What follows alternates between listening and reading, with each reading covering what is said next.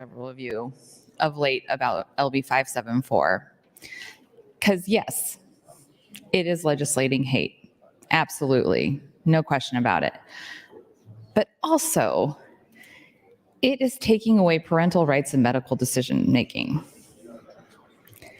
And that is something that should be very concerning to members of this body. Personal freedoms, liberties, restricting parental rights.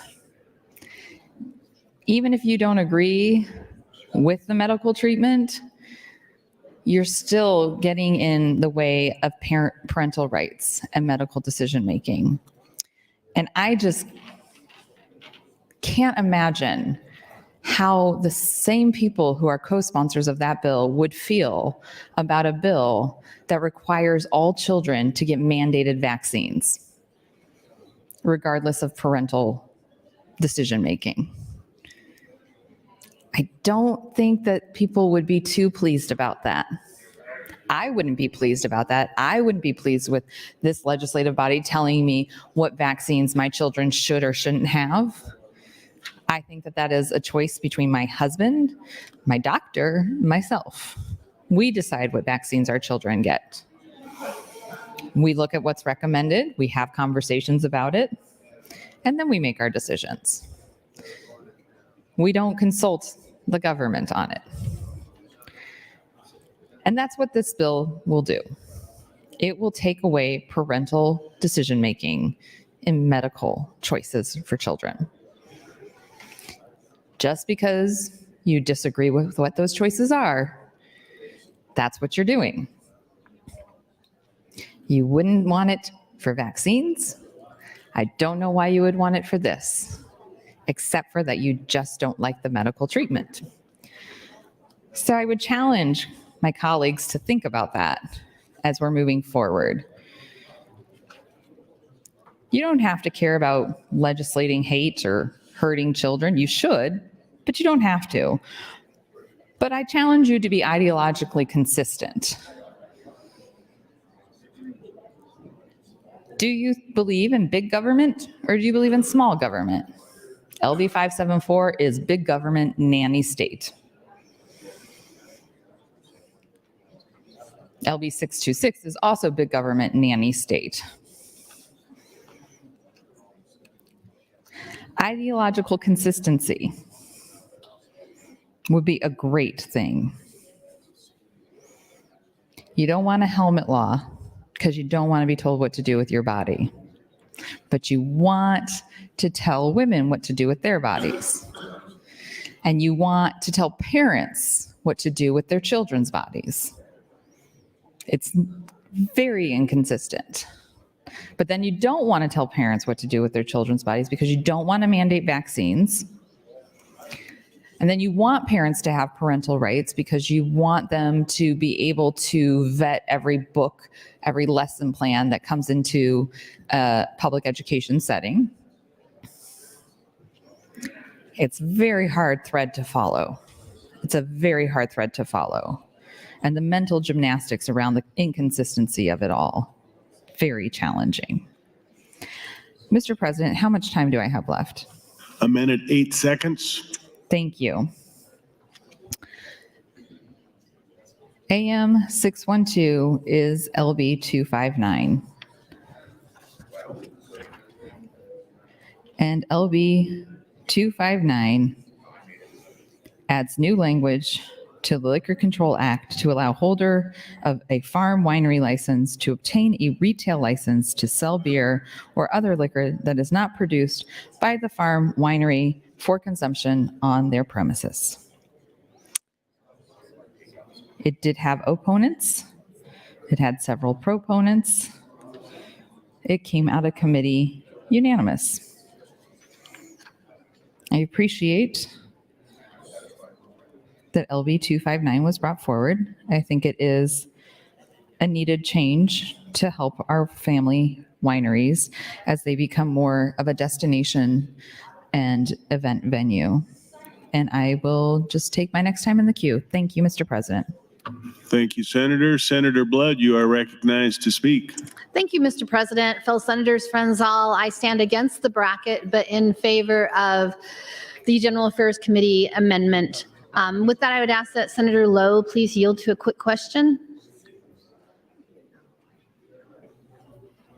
Senator Lowe, you're always across the room when I ask you to yield. What is that about? Senator Lowe, will you yield? Yes. Thank you, Senator Lowe. Senator Lowe, I am going back and forth just real quick. I just want to make sure I have good clarification. And you did answer one of my questions earlier. As Senator Kavanaugh just pointed out, this was previously LB 259. And 259 said specifically to obtain retail licenses instead of utilizing the SDL provisions. And in your opening, you said that the language was changed a little bit. Can you walk me through how the language was changed? Because in the small window of time, I'm going back and forth and I'm not finding it. How has the language changed that made you support it? Well, in the past, Nebraska has a three-tier system where Right. I used to sit on general affairs, I remember. Yeah. and end users. And in the past, I was not in favor of this because it may destroy the three-tier system, because in the beginning, long before both you and I were here, the Nebraska Farm Winery Bill was passed, which allowed them self-distribution up Right. to a certain point. And we gave them a lot of money to do that too. We gave them a lot of leniency to help develop the industry. And now by adding this portion on, where they're also becoming basically a full end user, I was always skeptical about that. But as we stair-stepped our way into this, and several farm wineries were also skeptical about adding this portion on. So, but as we stared our way through micro distillery and microbrewery, we have come to this point now where we're allowing it. We haven't been challenged in court over it, and so it just seems natural to add this portion on to farm wineries. So for clarification, going back to my original question, there really isn't much language change, is there? No, they Okay. still have to get a license to be able to do this besides their farm Right. winery license. And that I did see. I listened to your opening. I looked at the bills. I couldn't see any language change. So I appreciate the clarification, and that is all I was looking for. So thank you very much. And thank you for sharing a little history for those that didn't know the history. All right. And with that, I would be happy to yield any time I have left to Senator Kavanaugh. Senator Kavanaugh, you have 2 minutes. Thank you, Mr. President. Thank you, Senator Blood. Thank you, Senator Lowe, for yielding to those questions. I do recall in the past that we've had this similar bill and it didn't move forward. So the history lesson is very much appreciated.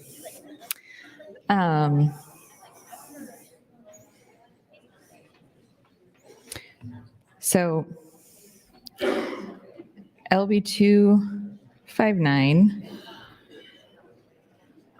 also amends a new subsection by amends section 53-123.11 by adding a new subsection, which allows the holder of a farm winery license to obtain a retail license to sell beer or other alcoholic liquor not produced by the farm winery for consumption on their premises. So what I am reading is the committee statement, and I'd like to just give a little love to committee clerks or committee counsel. I always read the committee statements. 1 minute. When they're on the floor, when a bill is on the floor, I always read the committee statement. And so I appreciate the General Affairs Committee counsels for putting together this committee statement. It is very helpful and informative, and you can find them online. And they tell you what's in the bill, how people voted, if there's multiple bills within the bill, how people voted on each of the pieces of the amending into the bill, the overall bill, who testified. So it's a helpful record for those of us that aren't on the committee to see sort of the nuts and bolts of what happened with a specific committee hearing. So thank you to the committee counsel of General Affairs for putting together the committee statement that I have been referencing this morning. Thank you, Mr. President. Thank you, Senator. Senator Reapy, you're recognized to speak. Thank you, Mr. President. I want to use this opportunity to congratulate the Millard South High School Girls State Basketball Class A champions. The championship was last won by the Millard South ladies in 1996. So congratulations to all of you. Thank you, sir. Thank you, Senator. Senator John Kavanaugh, you're recognized to speak. Thank you, Mr. President. So I rise in opposition to the bracket motion and in favor of AM 612. And I guess I assume that Senator Lowe covered all of the reasons, but never hurts around here to sort of revisit things. So folks, because you never know who's listening and when. And yeah, so this is kind of, I view this as kind of a clarifying, putting farm wineries on equal footing to some of these other facilities. We got, all these different types of licenses. But the thing that I appreciate about this is it doesn't just expand the farm winery license, it'll just allows them to apply for that other license. So it still retains that, local control option, allows, the local entity to deny that additional license. It allows the folks who have agreed to allow that farm winery license before to still have their opportunity to object to that expansion. So it fits into those sort of issues that I've raised about some of the liquor license changes we've made in the past. And so I appreciate that. And I heard Senator Michaela Cavanaugh mention some of these other bills, but my understanding is what they currently do now, if they need to do sell certain, I guess, Miller Lite or some other more not produced on site, they have to get a special designated license for a wedding or an event. And my guess is that they don't really have a problem getting those. And so this is like a paperwork issue. This is a logistical thing. It's I assume Senator Lowe pointed out, we had at the hearing talking about the number of these licenses that are being processed, the SDL licenses. And so this is basically a way to make it a little bit more efficient for these entities that, for the Liquor Control Commission and the local entities to not have to continue to do that paperwork over and over again for the multiple events that these facilities might have, and they can just apply for the one license that would allow them to do that off sale, but it would still go through all of the same processes for that sale of other alcohols that are not produced on their site. So I'm in favor of AM 612 and opposed to the bracket motion on this, and again in favor of LB 376 as a whole. Thank you, Mr. President. Thank you, Senator. Senator Michaela Cavanaugh, you're recognized to speak. Thank you, Mr. President. Thank you, Senator John Kavanaugh. I'll try not to be offended that you oppose my bracket motion, but then again, I oppose it too. So, now I see the committee council. Thank you for your report. It is extremely helpful. I knew you were here somewhere. I think Senator John Kavanaugh was blocking you from my view. So, I'm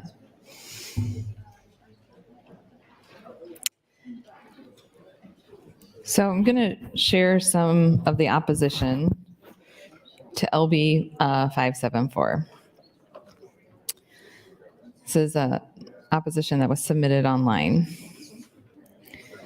We are the Ritchie family, and we are from Bellevue, Nebraska. We believe in Nebraska, a Nebraska that is equal and welcoming to all. This is why we are urging you to oppose LB 574.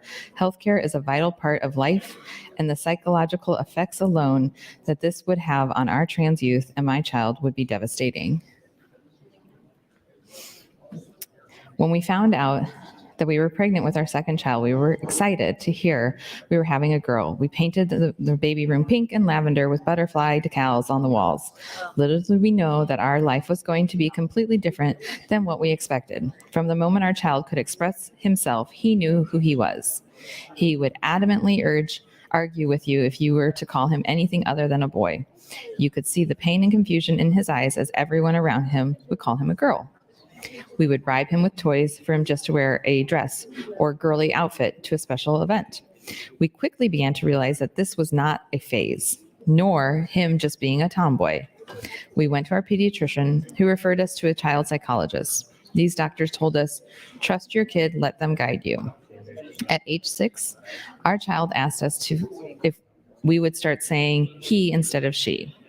We do not hide the fact that of who our child is. Everyone involved in his life knew who he was and accepted him for him.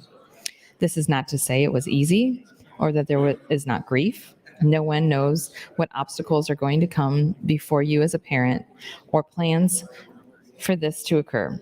Yet here we are sitting in front of you, real kids, real family. You've never met us, talked with us, with the kids, attempted to get an understanding of their story. You've not been there through the nights of tears or the many years of doctor's appointments.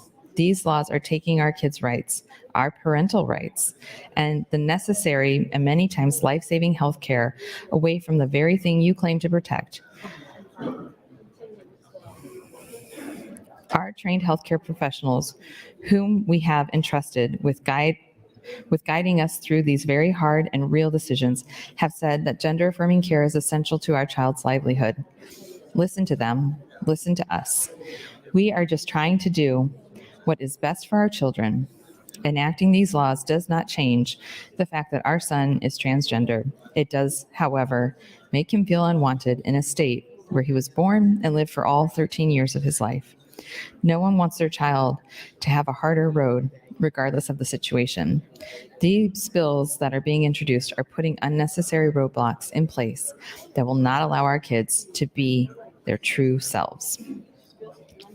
Thank you, Holly and Daniel, for submitting your letter. How much time do I have? 1 minute, 15 seconds. Okay. This is from the Reverend Deborah McKnight. I will start, and I think I'm next in the queue, so I will finish. Dear Committee, as a United Methodist pastor serving in the Omaha area since 2007, I have deep relationships with many families whom would be heartbroken by this bill. This care has not only been established by research and affirmed by leaders in the American Academy of Pediatrics, but saves lives. It has been established that children have a sense of gender identity as early as 4. I find this not only in medical and psychological research, but in research done by and for the field of education. I have journeyed with families who work hard to listen to their child, take great care and personal expense to understand and support their child. I know parents that are fierce and loving advocates for children who do not fit into the tiny boxes we have so long made regarding their gender in our culture. I know parents who read all the research they can, talk with every therapist, work with teachers, and somehow make safe space for their beloved child to That's find. your time, Senator. And you're next in the queue, and that's your third time. Thank you.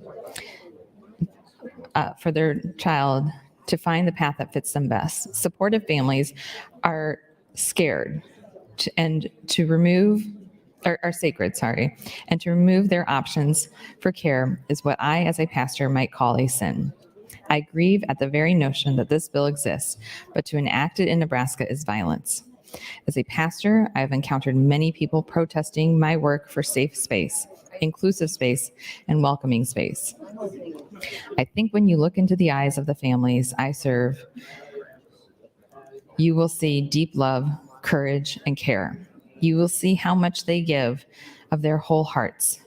If you come to one of our inclusive family events, you may not only see families feeling safe and at home reading books about diversity, but you will also see many protesters.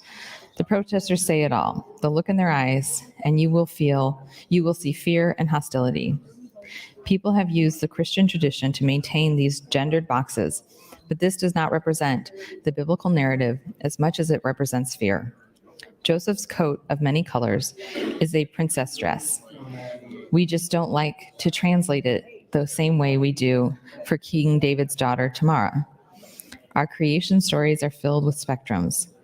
There is light and dark, but there is also sunrise, dusk, noon, and the magic hour. There is water and land, but there are marshes, beaches, bogs, and wetlands between the height of the mountains and the depths of the ocean.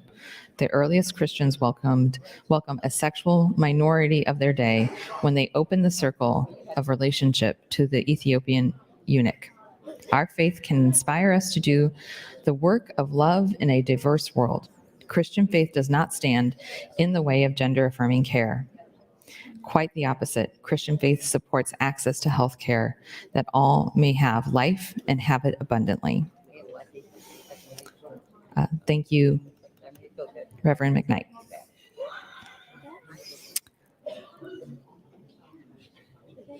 Here is another letter of opposition. I have lived my entire life in Nebraska. It is my home. I have always believed Nebraska to be the best place to raise my kids and never imagined raising my family anywhere else until now. My son first showed signs of being transgendered in first grade while Halloween shopping. He was adamant that the girl section of the store was not the correct section. When playing dress up at home, he always gravitated towards male roles. He socially transitioned around fourth grade with a new haircut, clothes, how he carried himself, etc. He has now been on hormone therapy for 2 years. Before beginning hormone therapy, he had to follow specific procedures. He was in counseling for a year before beginning therapy. There was a lot of discussion between us, our child, the doctors, and our therapists. Before starting hormone therapy, we discussed the risks, the rewards, side effects, and the changes that would occur. It was an informed decision made with the guidance of medical experts. It was not something we entered into lightly, and it worked. After he started hormone therapy, we could see a difference in our child. It seemed like a huge weight lifted off his shoulders. He smiled more. Last year, he had top surgery. That required 2 years of therapy and 2 letters of recommendation before he could have it. Before he had top surgery, he always wore hoodies to try and hide his chest. No matter the temperature, he was uncomfortable with his body, that he was always trying to hide it. Now, we have to tell him to put a shirt on. It is indescribable the effect top surgery had on his emotional health. Nebraska is my home. Nebraska is my son's home. But should LB 574 pass, we will have to move to a new state. We will have to uproot our entire lives and leave our home because the government thinks they know what is better for my child than I do, than what his therapist knows is best, what his doctor thinks is best, and what he knows is best for himself. This bill is a threat to the mental health of my son. It threatens to undo years of work to help him live his authentic self. We shouldn't have to move out of the only state we've ever known because of what is in my child's pants. This bill does not accurately reflect best medical practice, and it does not represent the Nebraska that I know. I think I'm about out of time.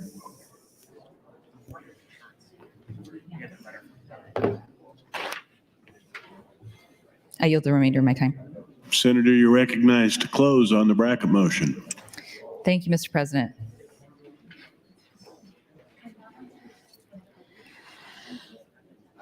Well, colleagues, I'm going to talk on this for another minute or two, and then I'm actually going to pull the bracket motion because if anybody's paying attention and trying to learn the rules of this place, you can only vote on the bracket motion once.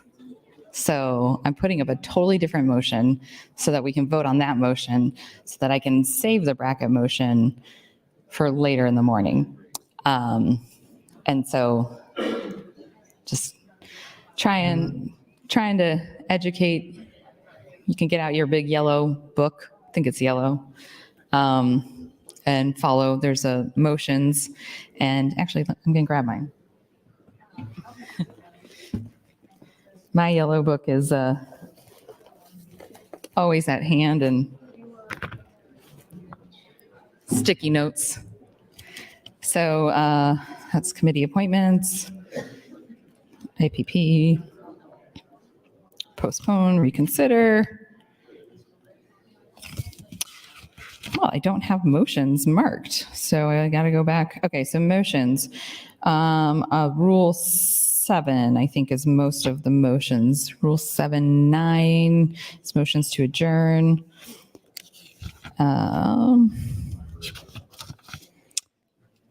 postpone to a certain time. Okay, so if you're looking at the rules, page 48, 49, Rule 7, motions is Rule 7C, Section 3, and then there's a list of the motions on page 49.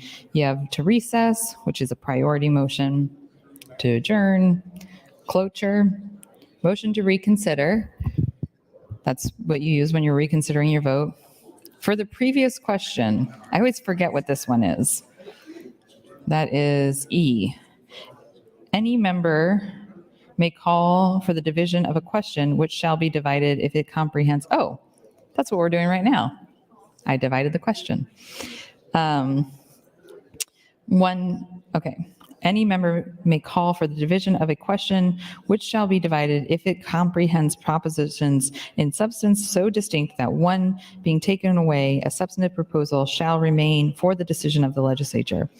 Once a division is ordered by the presiding officer, each component shall be treated as a separate and distinct proposition. For purposes of germaneness, even if a question is germane prior to a request for division, each and every other component or proposition of the divided question will be subject to germaneness rulings. Once a vote or change has occurred on any of the divisible questions, the remaining divided sections may not be withdrawn without the majority of those voting or without unanimous consent. Interesting. I'm going to have to follow up with the clerk on this question of germaneness when you're dividing the question, because I don't quite understand what it's saying. Looking right at the clerk. So you know that you've got questions coming. This is a moment in time where I wish that I could ask the clerks to yield to a question. Then we could have a real lesson on the legislature, but I guess I'll just project my questions. This is kind of like in committee when you ask the person in front of you a question that they probably have no idea, so that the next person is ready to answer that question because you want to get at it. Oftentimes in committee, ask questions of testifiers that you're hoping that the state agency will be able to answer if they come and testify. 1 minute. Which is kind of a gamut if they're going to testify or not. Thank you, Mr. President. 1 minute. Okay, well then I will withdraw this bracket motion. Thank you. Motion is withdrawn. Mr. Clerk, for items. Mr. President, a priority motion. Senator Kavanaugh would move to recommit legislative bill 376 to committee. Senator Michaela Kavanaugh, you're recognized to open. Thanks. Thank you, Mr. President. So this is a motion to recommit to committee, and we will go to a vote on this motion. And I think you can only vote on this once as well. I assume Senator John Kavanaugh opposes my motion to recommit to committee. But we'll get to a vote on it anyways. So,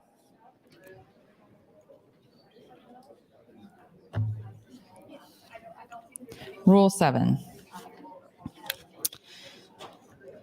The motions, page 49 of your, I guess it's not yellow, it's goldenrod, the state flower.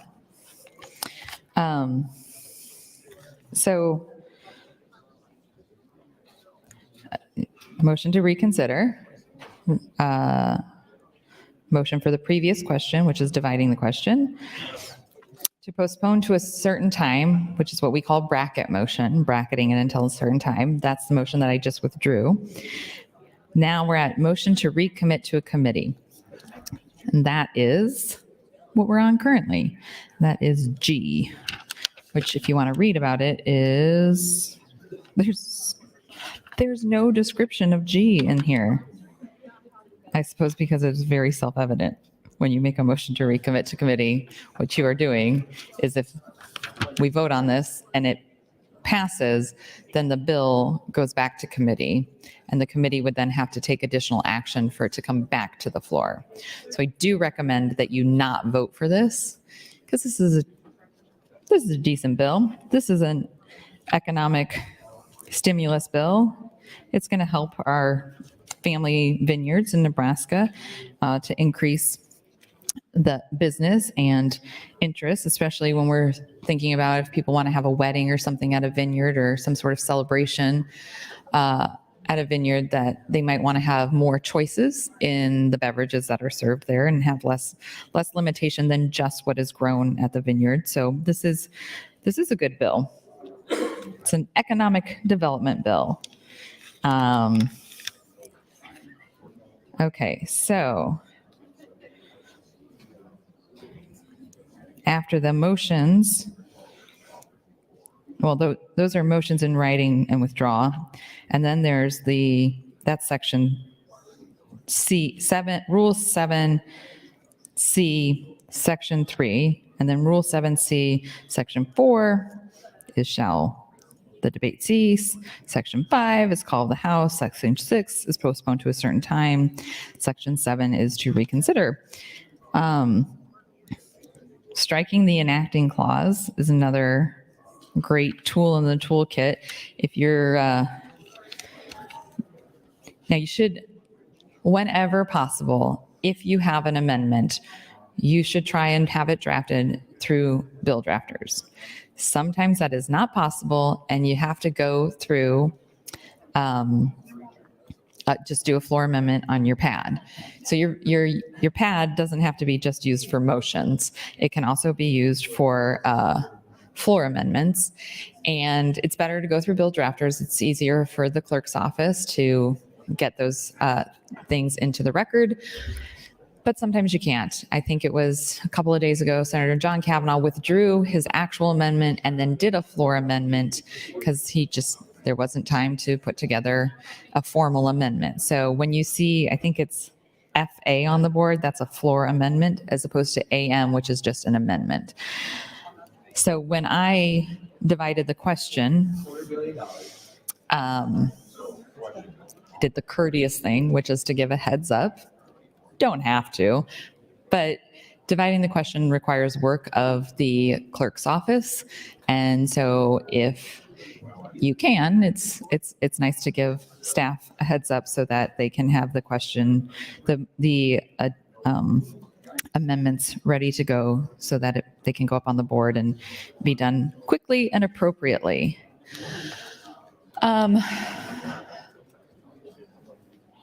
Okay. So how much time do I have left, Mr. President? 5 minutes, 10 seconds. Okay, thank you. I am going to get back to reading some of the opposition to LB 574.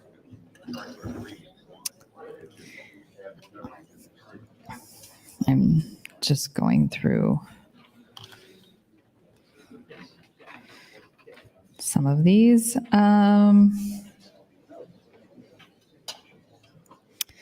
There's a lot of them, but some of them are a little bit shorter, and I want to share more of the ones that have more of a narrative with everyone. So, see here, I am writing to oppose the Let Them Grow Act. To begin, as the senators are no doubt aware, genital and non-genital altering surgeries are rarely performed on youth. None are offered until puberty, and any puberty-blocking medications are reversible. Rather, doctors work with patients and families to support their mental and physical health as youth move from childhood through adolescence into adulthood. And yet the government thinks it has the right to intervene in these vulnerable moments and make decisions for doctors, families, and young people. More importantly, such legislation removes control from a doctor, a patient, and their family. Those people who meet in this private space of a medical or counseling facility, our society holds the privacy of this space in high regard. For most other medical decisions, yet here the government wants to step in between doctors and their patients to egregiously violate that privacy. Does the bill provide for support for families in crisis? Does it provide for mental health care for young people struggling to find their place in the world? The answer is no. This bill provides only for government intrusion into the private space of doctors, patients, and families, making life-altering and sometimes life-saving decisions. A state that demands the ability to micromanage people's lives and invade their privacy while limiting the resources available to them to have healthy, productive lives is only in the business of control and has no regard nor respect for the dignity of its citizens. Moreover, as a scholar whose work focuses on the well-being of adolescents and young adults, I can tell you that youth dealing with gender dysphoria and with questions about their gender and sexual identity are at terrible risk for mental health challenges and self-harm. Reports indicate that nearly half of the LGBTQ+ youth seriously consider suicide. They cited a story. 15 to 25% actively attempted suicide, yet the state seeks to pile on harm by denying youth and families medical care provided by trained professionals. As a parent and an active volunteer in student ministries for my entire adult life, it grieves me mightily when youth themselves and parents tell me their child is depressed to the point of self-harm. These two are God's beloved. You state senators need to recognize your words hurt and your proposed actions harm. This bill, based in demonstrable falsehoods and ginned up controversy at the real expense of families and youth, does harm. You need to know that the LGBTQ+ youth, young people in the state are watching and hurting. You need to know they and their families are afraid. You need to know that these precious youth could turn those feelings against themselves because they see a world too cruel and too cowardly to embrace and celebrate them for who they are. A state that would actively do harm to its most vulnerable citizens is morally and ethically bankrupt. We must do better. Thank you. Thank you for Lisa for sending in your comments 1 minute. online. Thank you, Mr. President.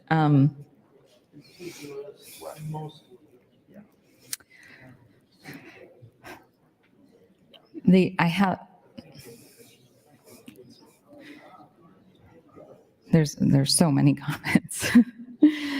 I think I could fill every minute reading the comments, which I might do today. I do think it's unfortunate that we just kind of rubber stamp these sorts of issues through. There isn't really a nuanced conversation about it. And there doesn't seem to be an acknowledgement that this fundamentally goes against the tenets of the Republican Party in smaller government. But we are where we are, I suppose. That's your time, Senator. Senator Slama announces some guests in the North Balcony, members of the Nemaha County Leadership and Leadership Nebraska City. Please stand and be recognized by your Nebraska Legislature.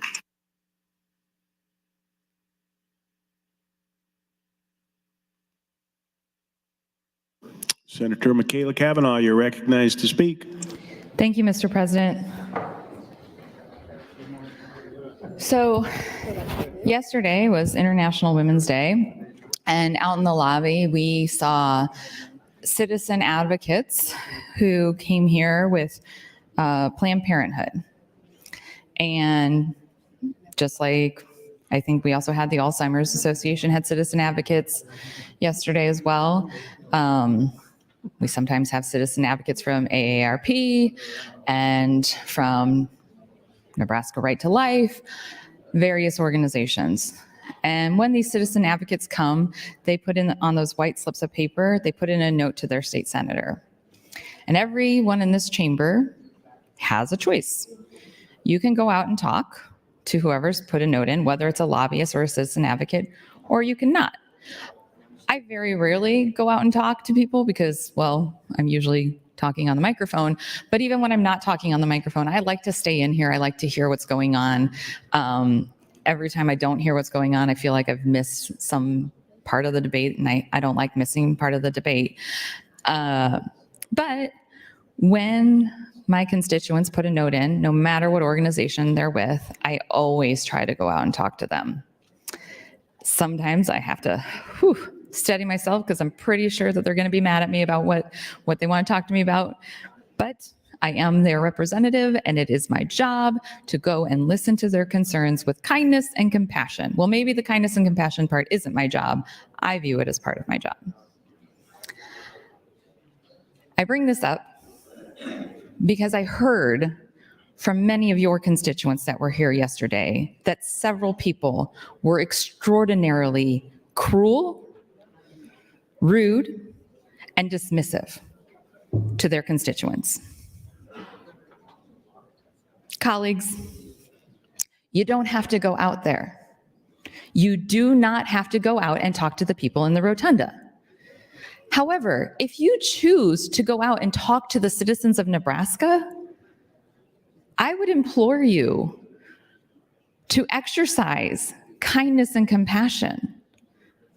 These are individuals who have taken time to drive to Lincoln. Most of them aren't from Lincoln, to drive here, to come to the Capitol, to talk face to face with their representative. And I don't think it is unreasonable for them to expect that even if you disagree with them, that you treat them with kindness and compassion.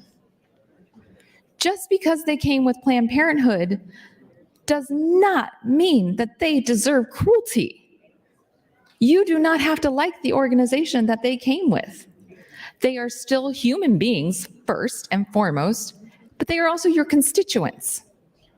And you represent all of your constituents, not just the ones that voted for you. I represent all of my constituents, not just the ones that voted for me. And the ones that didn't vote for me are very vocal when they disagree with me. The ones that didn't vote for me are also very vocal when they surprisingly do agree with me. And I would be very disappointed in myself if I heard that a constituent was hurt by their interaction with me. And I heard from your constituents yesterday that they were hurt by their interactions by several of you. And these were, for the most part, women 1 minute. advocating for their own health care, and they were being hurt by men in positions of power.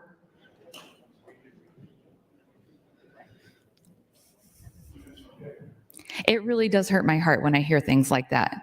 Because I think, oh, I know that person. Surely you have the wrong person. They would not conduct themselves in such a manner. They're like, no, no, no. No, they did. And then they had a picture of all of the senators, and they flipped to the page and they would point to the senator that it was. And they'd say, this is the person that I was talking to.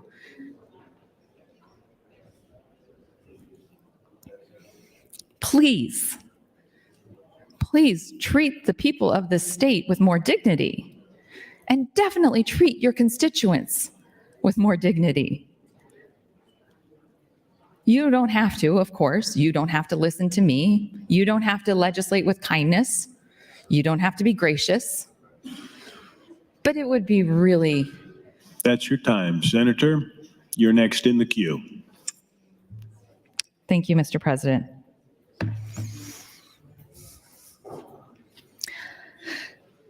When people come here to advocate for whatever issue, it is usually motivated by something personal. It's almost always motivated by something personal. And listen, I sat through LB 574, and I'll be honest, when people who are paid lobbyists or,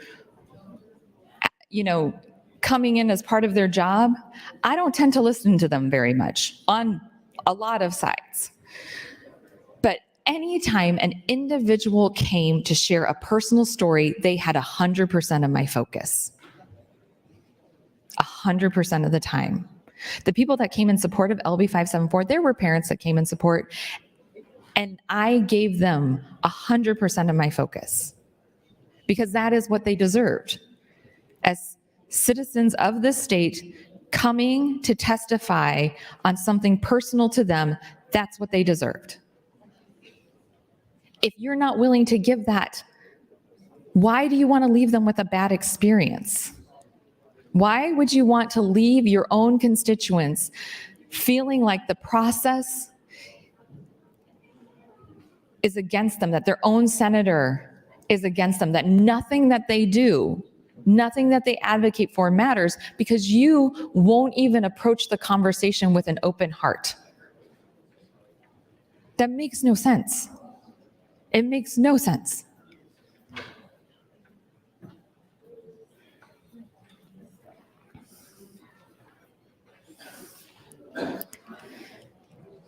Okay. How much time do I have? 2 minutes, 50 seconds. Do I have one more time in the queue? You'll have your close after this. Oh, okay.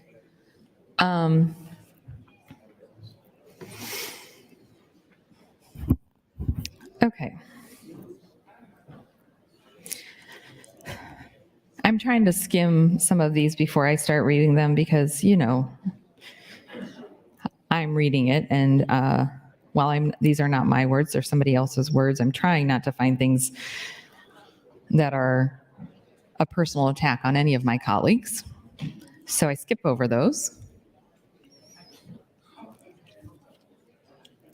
I'm trying to find things that are personal stories or from medical professionals, because I think that those are important lenses to have. But as much as I irritate all of you, I actually try to be considerate of all of you. I know that I am irritating, but I do try to be considerate. If there's some maligning or attacking of any of my colleagues in something, I skip over it. That doesn't help anything, and frankly, you don't deserve it. You don't. You're here doing a job. You're trying to act in best faith possible, to honor your values, to honor the values of your constituents, to legislate through that lens. I just would challenge you to try a little harder when you are faced with adversity, especially if that adversity is in the form of your own constituent. Okay, this is a PhD candidate at the university. 1 minute. Thank you. Upon graduation this spring, I plan to work in anatomy and health education. I'm writing to express my opposition to LB 574, as it seeks to prohibit healthcare practitioners from providing gender-affirming care in Nebraska on Nebraskans under 19. Currently, providing gender-affirming medical care requires extensive assessment of gender-diverse children, adolescents, by a team of healthcare professionals, as well as required informed consent from their parents or guardians before care is provided. Health professionals who are trained in providing gender-affirming medical care do so with a knowledge of the available evidence, as well as careful assessment involving interdisciplinary professionals such as mental health providers, pediatric subspecialists, endocrinology, urology, genealogy, genetics, social work, nursing, and medical ethics. That's your time, Senator.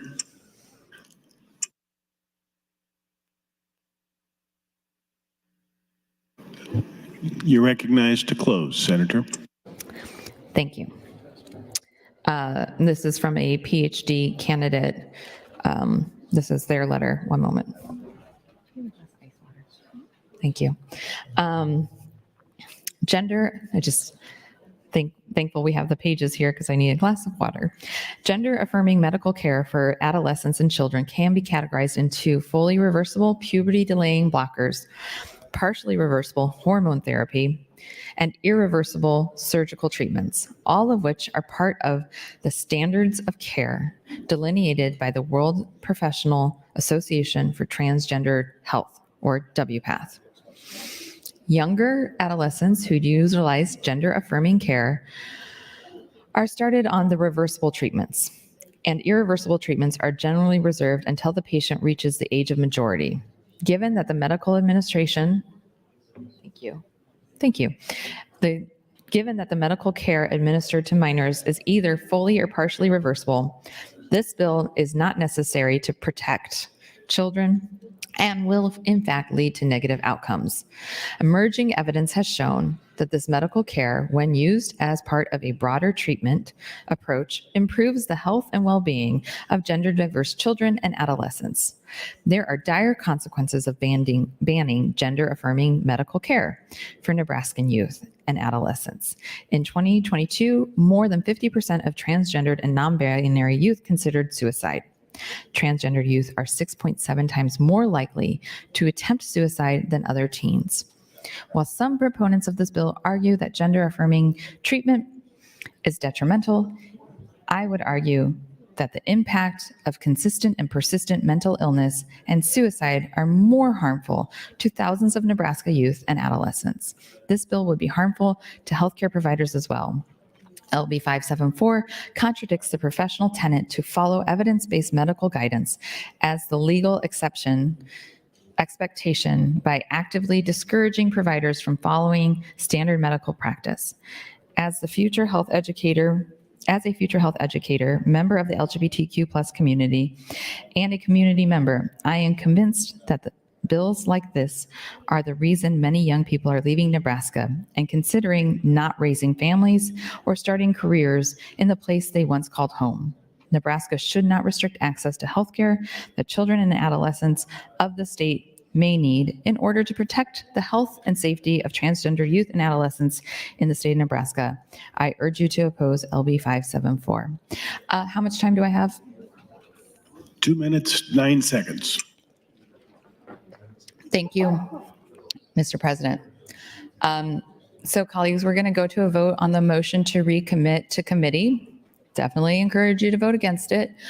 I am going, when I'm done talking, I am going to do a call to the House. You, of course, can vote against it. Here's the case for why I would say not to. A couple of things. I am going to ask for a roll call vote. So when we don't have a call to the House and we don't have anybody in here and there's a roll call vote, a lot of people are not voting. So it's not very collegial to those that are not in the chamber at the moment but are checked in. The second thing is that it takes a little bit of time, and that means I won't be talking. So if you're sick of hearing me talk, vote for a call of the House, because I am going to take this bill to the end of the day. And so anything we can do to have me talk less is probably a win for the legislature, but I am happy to talk the maximum amount necessary. So I just wanted that stated, that like, do what you will with that. 1 minute. Thank you. Support it or deny it, either way. Okay, so 1 minute. This is a motion to recommit to committee. I'm not voting for it. I suggest you not vote for it unless you got some problem with LB 376 or AM 612. AM 612 is the amendment that allows for vineyards in the state to have outside alcohol that they don't create themselves. So I think it's a good amendment, but I will continue talking. So thank you so much, Mr. President, and I would like a call of the House. There's been a request for call of the House. Request to place the House under call. The question is, shall the House go under call? All those in favor vote aye. All those opposed vote nay.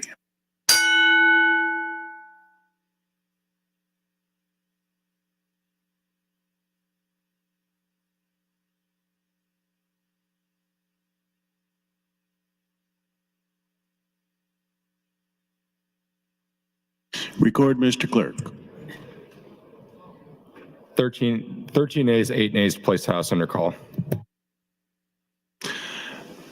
The House is under call. Senators, please record your presence. Those unexcused senators outside the chamber, please return to the chamber and record your presence. All unauthorized personnel, please leave the floor. The House is under call.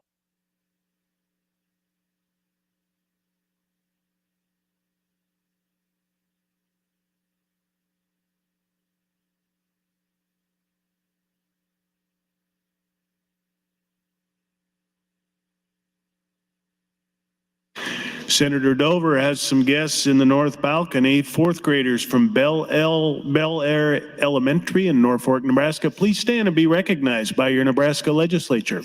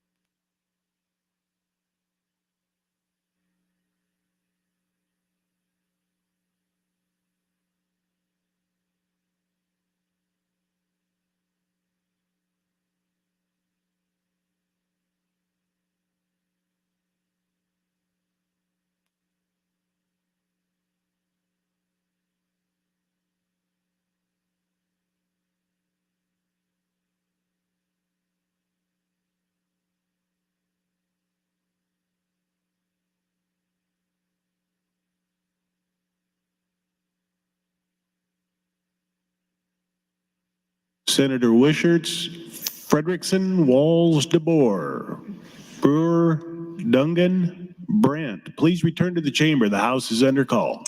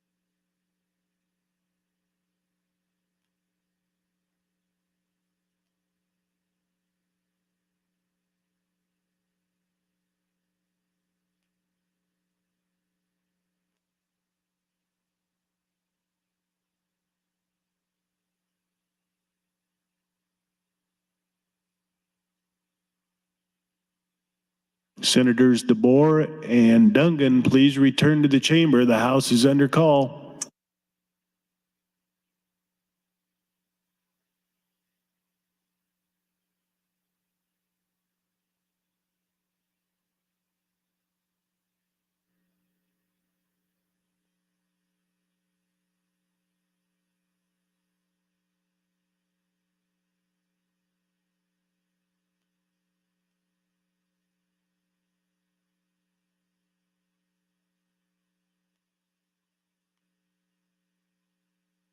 Senators, the question is the request for a roll call on the recommit to committee on LB 376.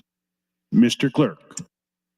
Senator Aguilar, Senator Albright, voting no. Senator Arch, voting no. Senator Armendariz, voting no. Senator Ballard, voting no. Senator Blood, voting no. Senator Bostar, voting no. Senator Bostelman, voting no. Senator Brandt, voting no. Senator Brewer, voting no. Senator Breezy, Senator John Kavanaugh, voting no. Senator Michaela Kavanaugh, not voting. Senator Clements, voting no. Senator Conrad, voting no. Senator Day, Senator DeBoer, voting no. Senator DeKay, voting no. Senator Dorn, voting no. Senator Dover, Senator Dungan, voting no. Senator Erdman, voting no. Senator Frederickson, voting no. Senator Geist, voting no. Senator Holleran, Senator Hansen, voting no. Senator Hardin, voting no. Senator Holcroft, voting no. Senator Hughes, voting no. Senator Hunt, Senator Ibach, Senator Jacobson, voting no. Senator Kauth, voting no. Senator Linehan, voting no. Senator Lippincott, voting no. Senator Lowe, voting no. Senator McDonald, voting no. Senator McKinney, voting no. Senator Mosier, voting no. Senator Merman, Senator Raybold, voting no. Senator Reapy, voting no. Senator Sanders, voting no. Senator Slama, voting no. Senator Vargas, Senator Von Gillern, voting no. Senator Walls, voting no. Senator Wayne, Senator Wishart, voting no. The vote is 0 ayes, 38 nays to recommit, Mr. President. The motion to recommit fails.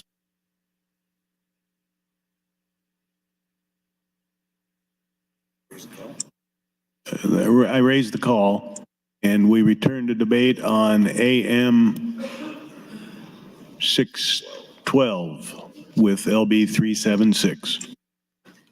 Senator Michaela Cavanaugh, you're recognized to speak. Thank you, Mr. President. Well, Senator John Kavanaugh, it's going to be a awkward ride home. Just voted against my motion to recommit, so I have some things to say about that in private. Well, colleagues, I appreciate that everybody voted against it because, again, I think AM 612 is a great amendment, great underlying bill, great economic development. I look forward to going to one of our local vineyards and having some Nebraska microbrew, which I'm a big fan of.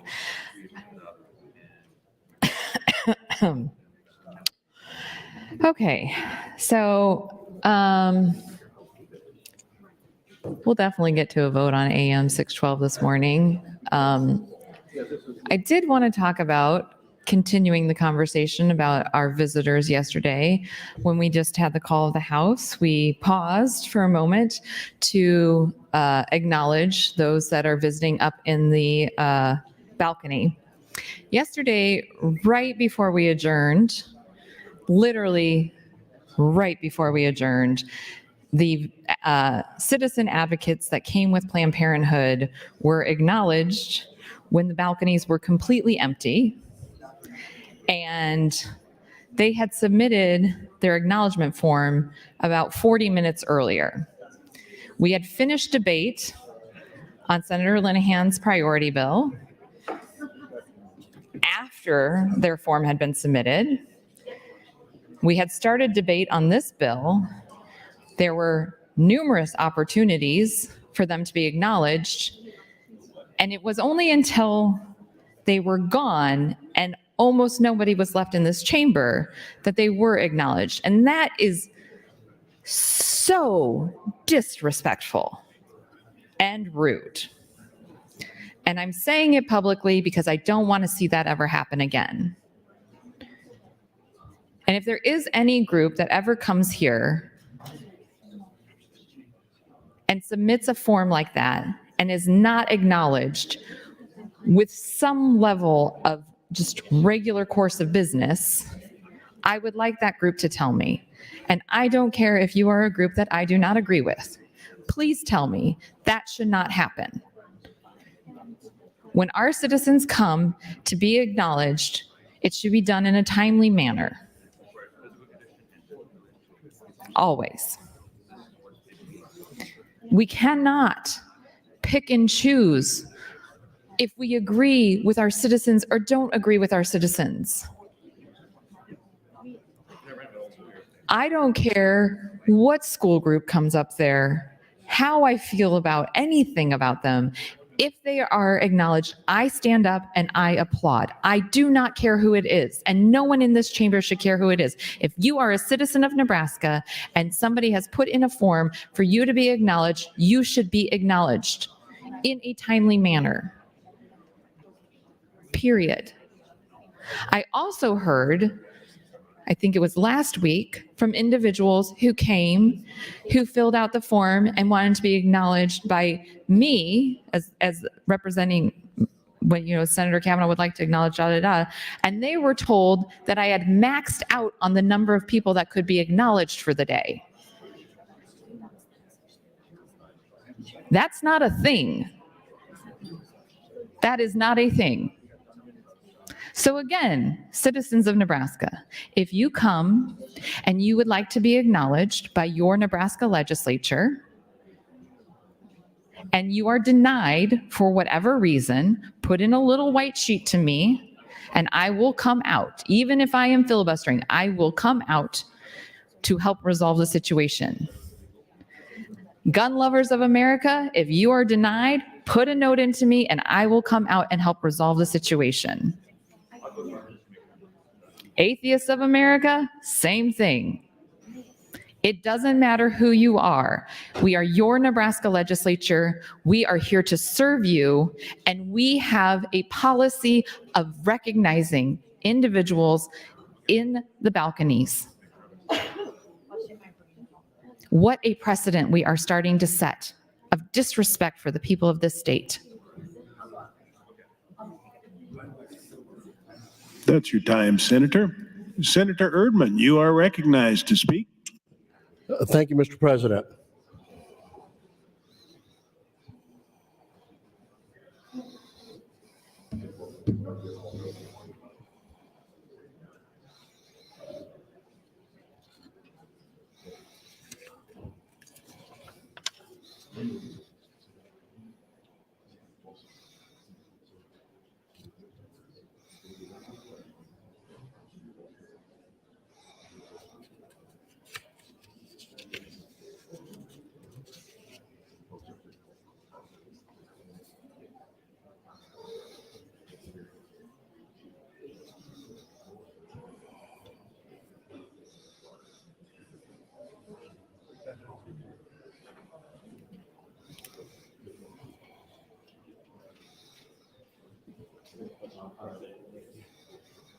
Don't do 5.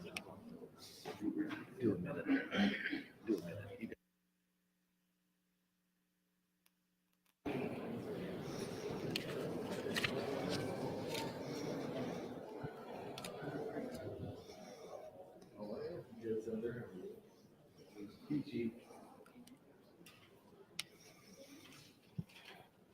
How much time do I have left, Mr. President? 3 minutes, 37 seconds. Thank you.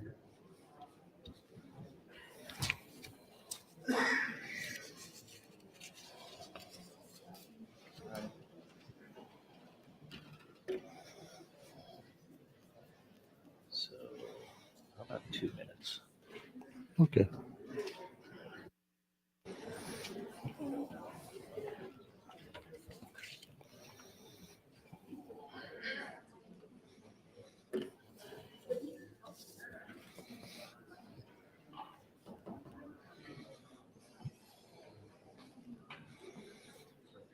Thank you.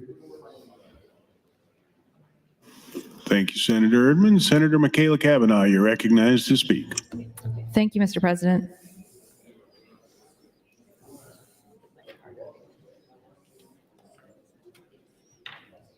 Oh, was I supposed to talk? Yes, I was. I forgot. That's what you do when you're recognized to speak. You're supposed to talk.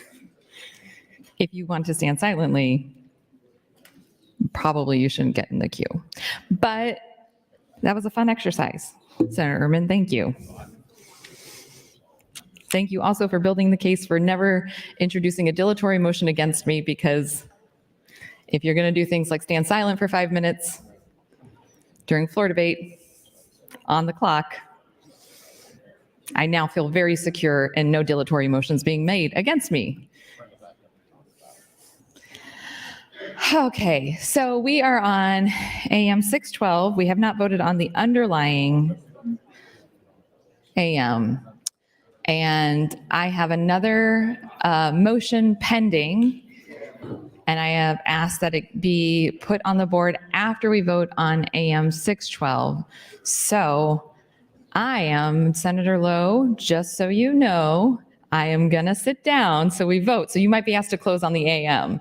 So AM 612, I fully support it. Think it's a great amendment. I appreciate Senator Lowe for bringing it. And I also appreciate Senator Lowe's collegiality in this exercise in which I'm going through. I know it is irritating, but he has been very gracious in his attitude towards me. So thank you, Senator Lowe, for that.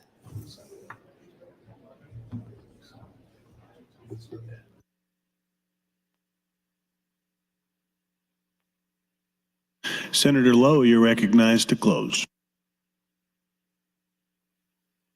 Senator Lowe waives closing. The question is the adoption of AM 612.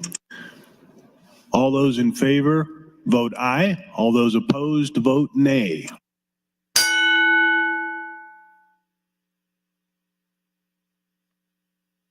Request for a roll call vote. Request for call of the House. There's been a request to place the House under call. The question is, shall the House go under call? All those in favor vote aye. All those opposed vote nay.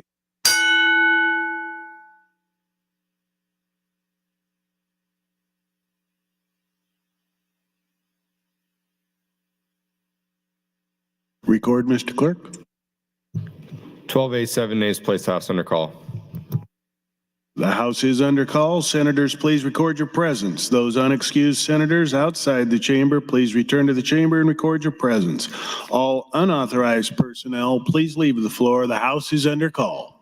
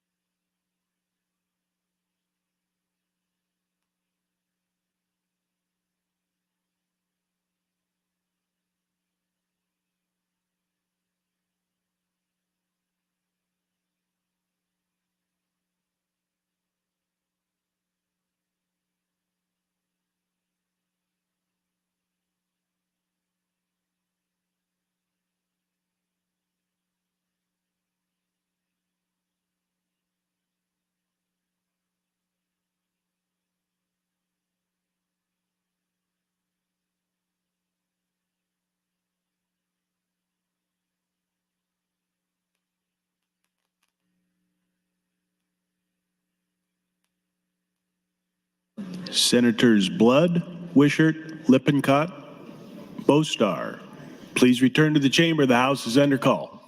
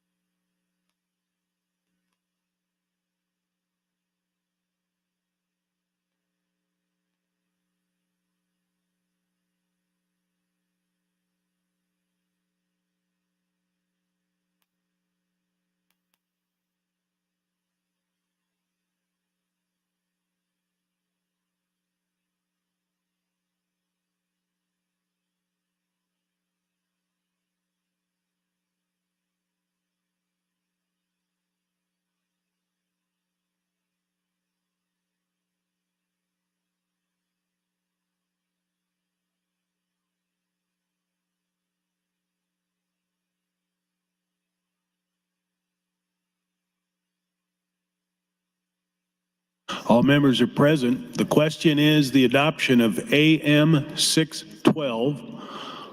All those in favor vote aye. Request for a roll call vote. Mr. Clerk. Senator Aguilar, Senator Albright, voting yes.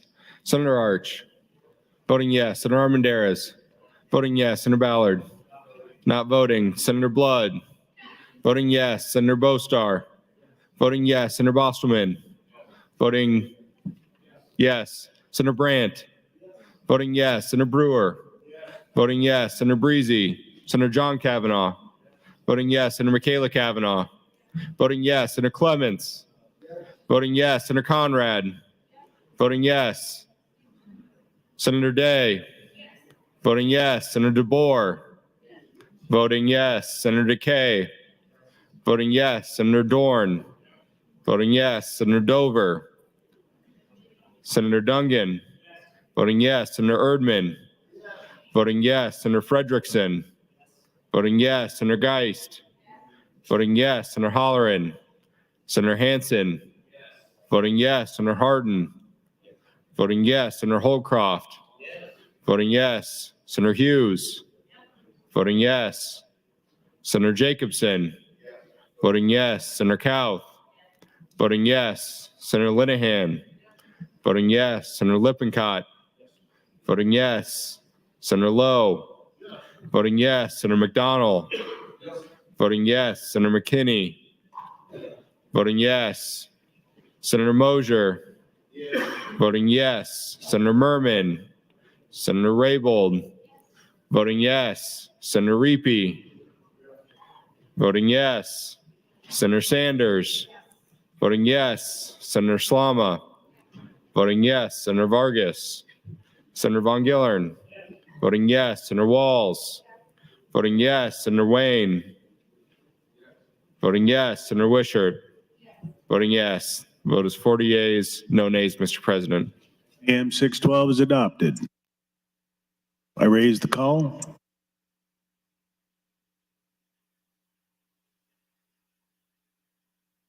Items, Mr. Clerk. Thank you, Mr. President. Your Committee on Urban Affairs, chaired by Senator McKinney, refers Legislative Bill 691 and 693 as indefinitely postponed. Additionally, your Committee on Nebraska Retirement Systems, chaired by Senator McDonald, reports Legislative Bill 103 to general file with committee amendments. Amendments to be printed. Senator Armendariz to LB 345. Senator Erdman, amendments to LR 2CA. Notice from Senator Holcroft that his personal priority bill will be Legislative Bill 769. Senator Holcroft, personal priority, Legislative Bill 769. Additionally, new LR from Senator Raybold, LR 59. That'll be laid over. Additionally, your Committee on Business and Labor, chaired by Senator Reapy, reports Legislative Bill 460, 15, 249, 327, and 335 to general file. 15, 249, 327, and 335 with committee amendments. Mr. President, next item.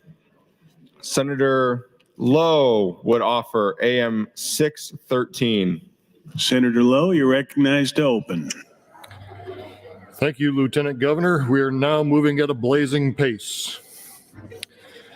As we are still discussing LB 376, the vehicle for the General Affairs liquor package this year. The question was called to separate the 5 separate bills. And so now we are on bill number 3, LB 377. This bill was requested by the Craft Brewers Guild, and they will benefit all nonprofit organizations that get an SDL. SDLs are single-day licenses, special licenses, and SDLs are used by churches, political organizations, museums, nonprofits that are charitable, fraternal, or public service focused. All liquor licenses also get 6 DLs, 6 SDLs, but can get a catering permit that allows them unlimited SDLs.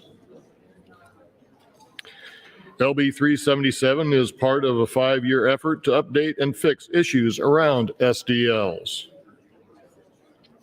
In the past, thousands were issued every year, and we're whittling them down. SDL issues were identified by the Liquor Control Commission, specifically that they were being overwhelmed with applications. Fees were supposed to cover the cost to the commission, but this was no longer happening. SDLs were being used in ways not really envisioned when the law was passed. With that, I would like your green vote on AM 613 to LB 376. Thank you, Lieutenant Governor. Thank you, Senator. Senator McKinney announces some guests in the north balcony, members from the IB Black Girl Lobby Day at the Capitol in Omaha. Please stand and be recognized by your Nebraska Legislature.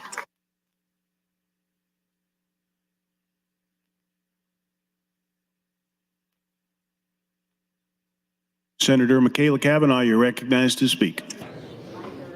I believe I have a motion.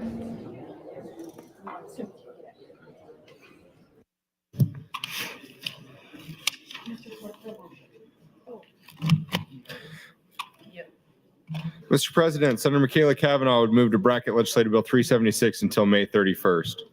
Senator Cavanaugh, you're recognized to open. Thank you, Mr. President, colleagues. I'm pretty sure that AM 613 is what I would call the fish fry amendment. Helps our local fish fries.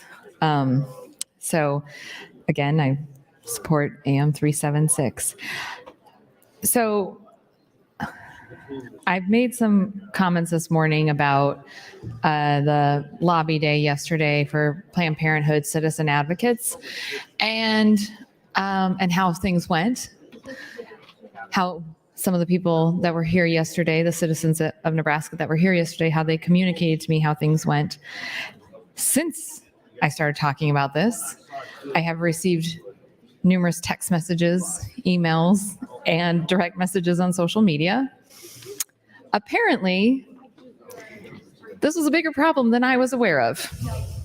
Gentlemen of the Nebraska Legislature, it is completely and utterly despicable to talk to victims of sexual violence the way that you did yesterday. Unbelievable, unconscionable. How dare you? How dare you? These individuals are your constituents, and you did not have to go out and talk to them. You chose to go out and talk to them, and then you re-victimized them. You are men in positions of power. Do better and be better. When a victim of sexual violence comes to talk to their representative, and their representative tells them to get a better husband,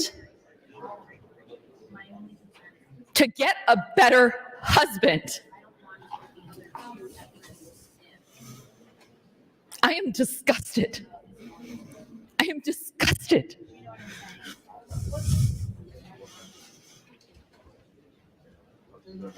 I am disgusted.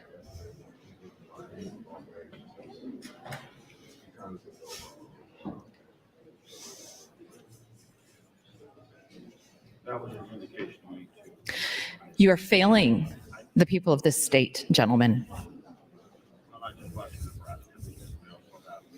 You're failing the people of this state. And you're tarnishing the reputation of the good men in this body. The good men in this body that would never, in a million years, speak to a victim of sexual violence like that. It is despicable. It is disgusting. It is unconscionable.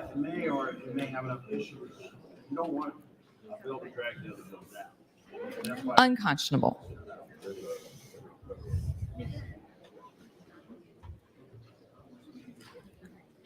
To the gentlemen in this body who do know to do better, who do know to be better, please hold our other male colleagues accountable.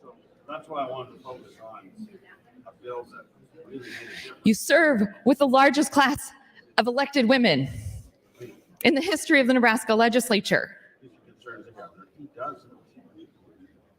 We should be able to rely on you as our colleagues. There's enough positives out of the bill that And not just women are victims of sexual violence. I want to be clear about that. and then it's just a matter of But we all know that it is more predominant amongst women. we'll vote on it later today. So that is the concern. It's just To the pages, to the staff. How dare you? You work with all of us, day in, day out. They sit in front of you. They sit next to you.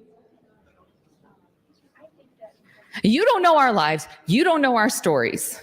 Unless some of us have been brave enough, and some of us have, not me, but some of us have been brave enough to stand up and share their lives and share their stories. And it is disrespectful.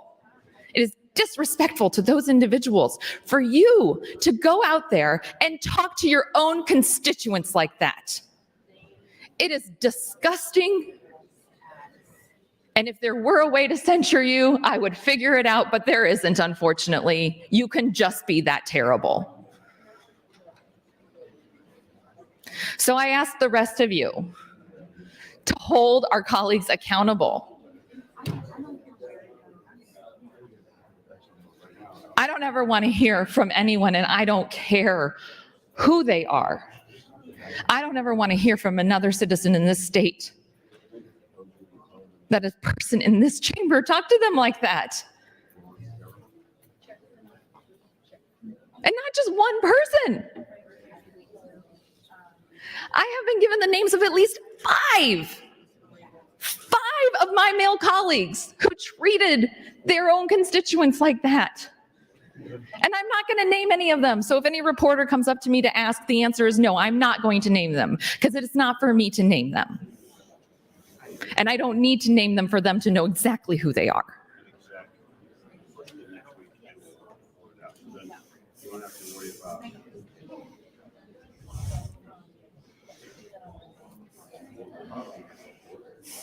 How much time do I have left?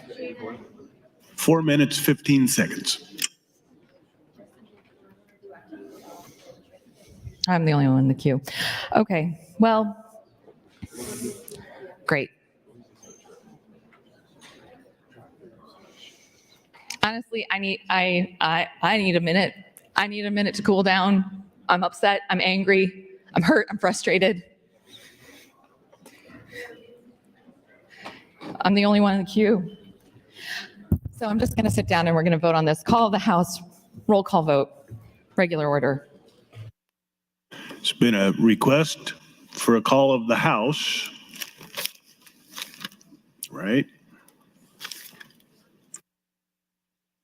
The question is, shall the House go under call? All those in favor vote aye. All those opposed vote nay.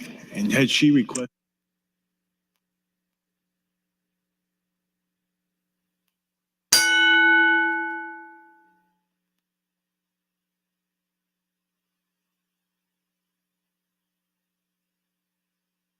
Record, Mr. Clerk. 13 ayes, 3 nays, Mr. President, on the motion to go under call. The House is under call. Senators, please record your presence. Those unexcused senators outside the chamber, please return to the chamber and record your presence. All unauthorized personnel, please leave the floor. The House is under call.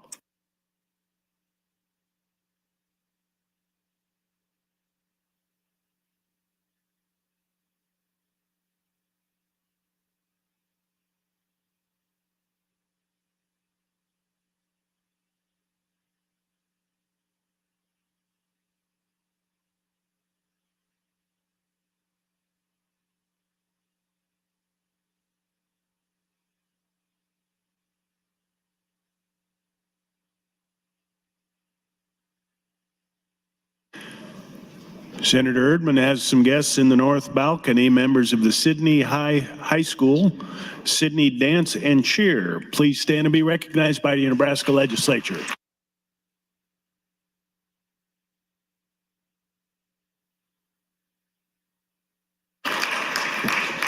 Senator Blood has some guests in the north balcony, matriarchs for change from Omaha and rural Hastings. Please stand and be recognized.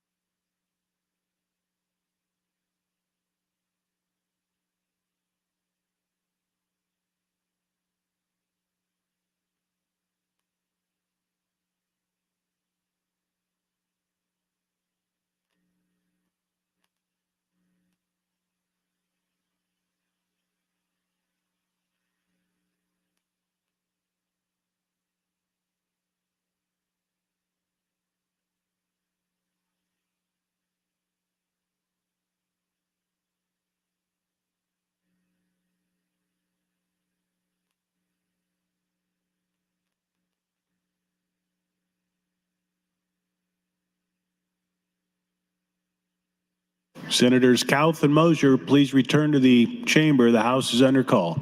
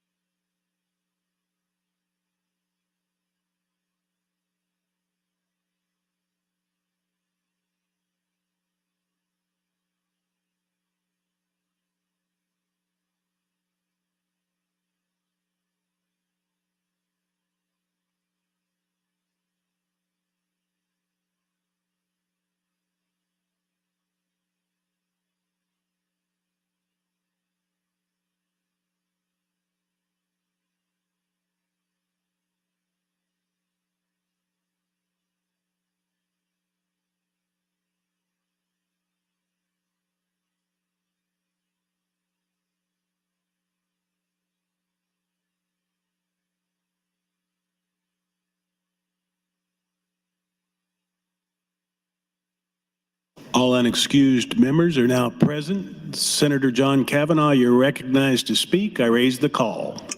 Thank you, Mr. President. Well, I was just rising. I thought, we did need a cool down. So that was a nice cool down. It was nice and quiet in here for a while. It was almost as quiet as when Senator Erdman speaks.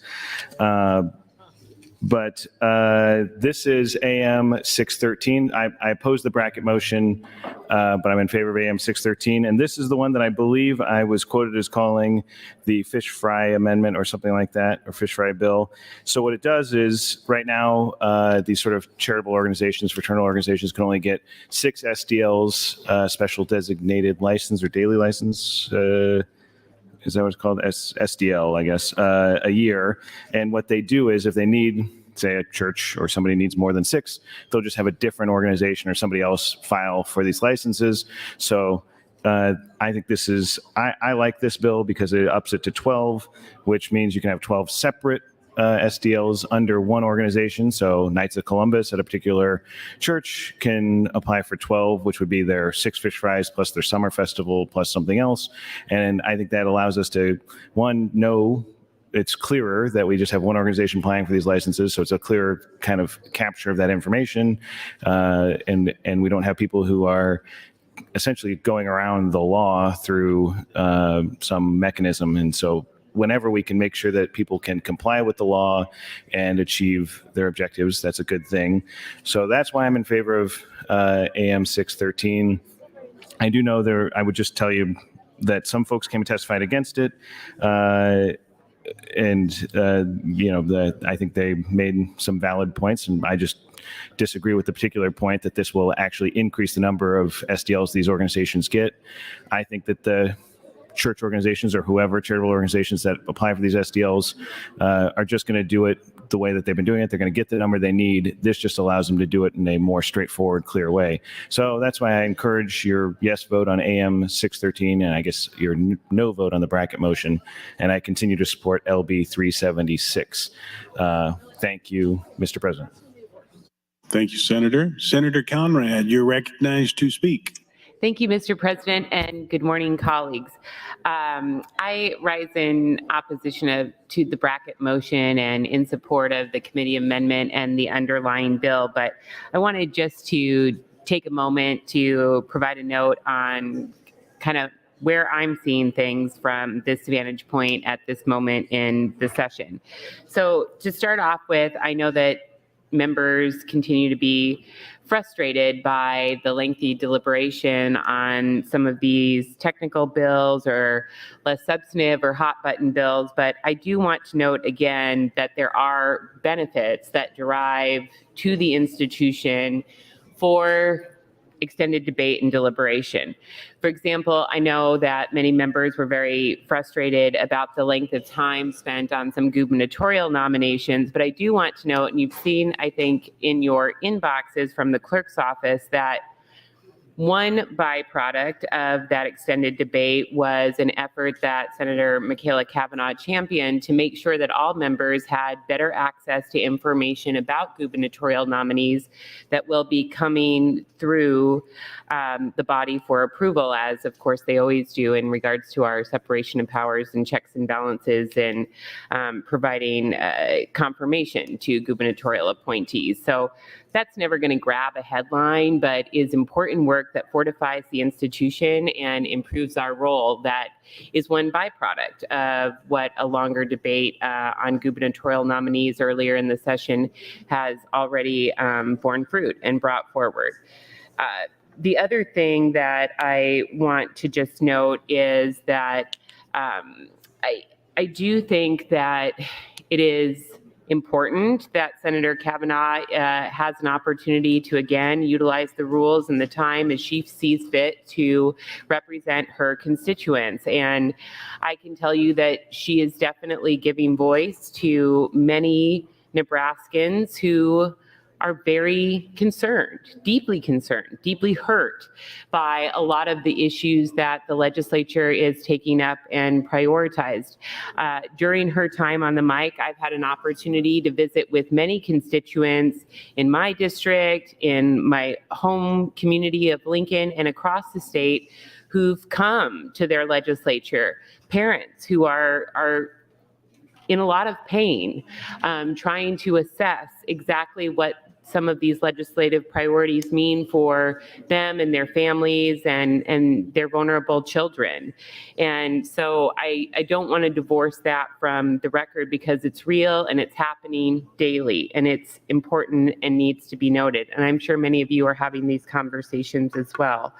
I also want to note that yes, we have hit a few roadblocks in regards to where we are with taking up some more routine legislation. But again, we had an opportunity a week or two ago where we were trying to reorder the agenda to ask for a temporary moment to move past some challenging issues that presented themselves in our agenda, and the body rejected that and chose to continue down this path. So I would just reaffirm that decision, and of course, we can revisit it as a collective at any time. Additionally, even though some of those routine measures are not moving forward in perhaps regular order or according to tradition and custom, there's a host of important measures that are moving forward in this legislature, as evidenced by a queue that has been busting at the seams for almost the last 2 weeks. 1 minute. Thank you, Mr. President. Going back and looking at the debate in regards to Senator Brewer's priority bill on important Second Amendment issues. Of course, this week, the time and attention devoted to Senator Linehan's priority bill related to support for private and parochial schools. There has been a significant amount of substantive debate for 2 weeks on top issues that I know a lot of members feel very passionately about and who have worked for years to try and advance those proposals. So that work is happening, and we shouldn't divorce that from the record as we're refocused in debate today, according to some of the concerns that Senator Kavanaugh has consistently presented to the body. So I give voice to the families that continue to reach out to my office. I acknowledge her right and perspective to pursue this course of action, and to remind the body that there is a lot of work happening and will continue to happen as we enter into the last half of the session over the next couple of months. Thank you, Mr. President.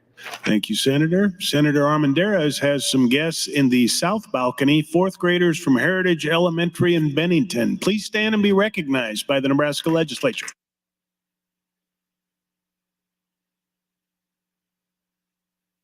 Senator Michaela Kavanaugh, you're recognized to speak. Thank you, Mr. President. Colleagues, I was obviously flustered. I thought that we were going to vote on the bracket motion, and I just needed to sit down for a minute because I was upset by the information that I had that I shared with the body.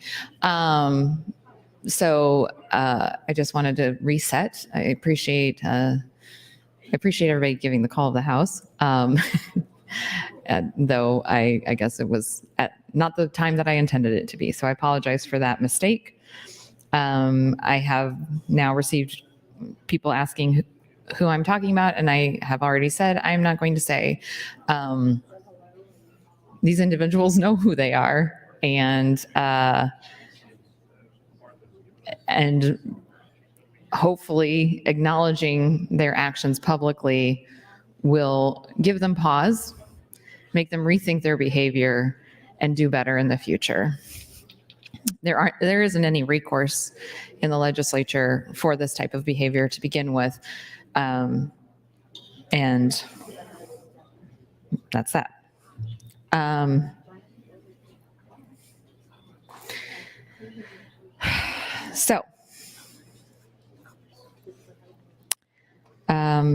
Just waiting for this to load. I haven't. This is domestic violence in Nebraska. This is from the National Coalition Against Domestic Violence. What is domestic violence? Feels like maybe some of us in the body need a little bit of an education here. Domestic violence is the willful intimidation, physical assault, battery, sexual assault, and or other abusive behavior as part of a systemic pattern of power and control perpetuated by one intimate partner against another. It includes physical violence, sexual violence, threats, and emotional abuse. The frequency and severity of domestic violence can vary dramatically. Domestic violence in Nebraska. 38.5% of Nebraska women and 26.1% of Nebraska men experience intimate partner physical violence, intimate partner sexual violence, and or intimate partner stalking in their lifetimes. The Nebraska Crime Commission annual report documents 1,119 domestic violence aggravated assault calls to law enforcement, resulting in 1,048 arrests, and 8,804 domestic violence simple assault calls to law enforcement, resulting in 5,064 arrests. A significant number of law enforcement agencies did not submit data for this report, including law enforcement in Omaha, Nebraska's largest metropolitan area. Many domestic violence incidents went unreported to law enforcement. On a single day in 2015, 21 Nebraska domestic violence programs served 472 victims, survivors, and their children. Another 105 were turned away due to lack of resources. As of December 31st, 2015, Nebraska had submitted 22 domestic violence misdemeanors and 0 active protective order records to the NICS index. Did you know 1 in 3 women and 1 in 4 men have experienced some form of physical violence by an intimate partner? On a typical day, domestic violence hotlines receive approximately 21,000 calls, approximately 15 calls every minute. Intimate partner violence accounts for 15% of all violent crime. Abusers' access to firearms increases the risk of intimate partner femicide at least 5-fold. When firearms have been used 1 minute. in the most severe abuse incidences, the risk increases 41-fold. 72% of all murder-suicides involved in an intimate partner. 94% of victims of these crimes are female. Domestic violence-rated firearms laws in Nebraska. Nebraska law prohibits domestic violence, dating violence, misdemeanors from possessing firearms for 7 years after their conviction. Courts may, but are not required to prohibit respondents to temporary or permanent protective orders from possessing firearms, including dating partners. Although Nebraska judges are not explicitly authorized to require respondents to temporary and permanent protective orders to surrender firearms in their possession, they are authorized to order whatever relief they deem necessary to protect victims, survivors, which can include requiring surrender. When responding to domestic violence incidents, law enforcement must confiscate firearms. That's your time, Senator. You're recognized for your close, Senator Michaela Cavanaugh. Thank you.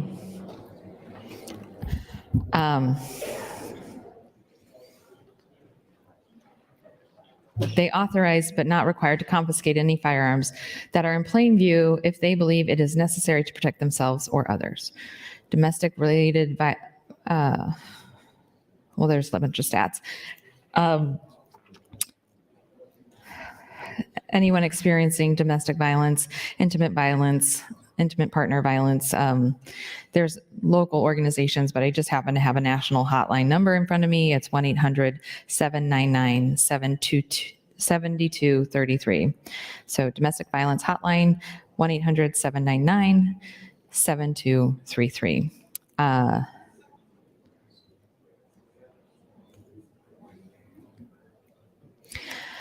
Okay, well, I guess I would say that this morning's conversation, one-sided because it's mostly just me talking, has been a journey, for sure. Talking about liquor laws, talking about etiquette of this body, talking about wildly inappropriate behavior of members of this body, domestic violence, protecting trans youth, covering the gamut. 5 minutes of silence. So, the bill itself, the motion or the AM itself, 613, is about allowing for a 12-day liquor license, I believe, for like religious organizations, fundraising activities, etc. I have talked previously about, in Omaha at least, Omaha church community during Lent has fish fries. It's a big fundraising activity for a lot of our churches. They also have spaghetti feeds. And so having these liquor licenses are helpful for them and helpful in the fundraising aspect of things. And I've always enjoyed the community aspect of these events. I think church is great community, probably for a lot of people. It's a great place to get resources if you're a victim of domestic violence. And so I appreciate that Senator Lowe is bringing this bill forward and this amendment. Again, I'm taking time until adjournment on this. So even though I support the bill, I'm taking time on it. Okay, well, I think that's about it. We're probably going to go to a vote now. So I hate doing another call of the House, but I see, I'll just do a roll call vote. Thank you. Thank you, Senator. The question is the bracket motion to bracket AM 376 until May 31st, 2023. A roll call vote has been requested. Mr. Clerk.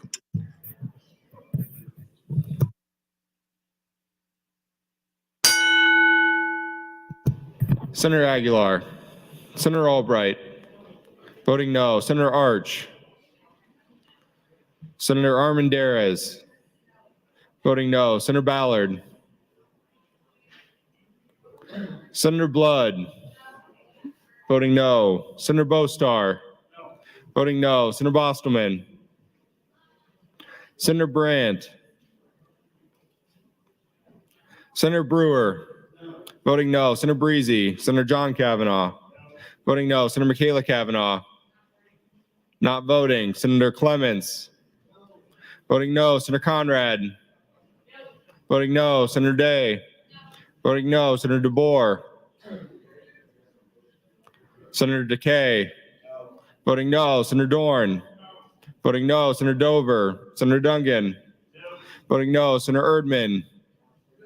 Voting no. Senator Frederickson. Senator Geist. Senator Holleran. Senator Hansen. Voting no. Senator Hardin. Voting no. Senator Holcroft. Voting no. Senator Hughes. Senator Hughes. Voting no. Senator Hunt. Senator Ibaugh. Senator Jacobson. Voting no. Senator Kauth. Voting no. Senator Linehan. Voting no. Senator Lippincott. Voting no. Senator Lowe. Voting no. Senator McDonald. Voting no. Senator McKinney. Voting no. Senator Mosier. Senator Merman. Senator Raybold. Voting no. Senator Reapy. Voting no. Senator Sanders. Voting no. Senator Slama. Voting no. Senator Vargas. Voting no. Senator Von Gillern. Voting no. Senator Walls. Voting no. Senator Wayne. Voting no. Senator Wishart. Voting no. Vote is 0 A's, 33 nays, Mr. President, to bracket. Bracket motion fails.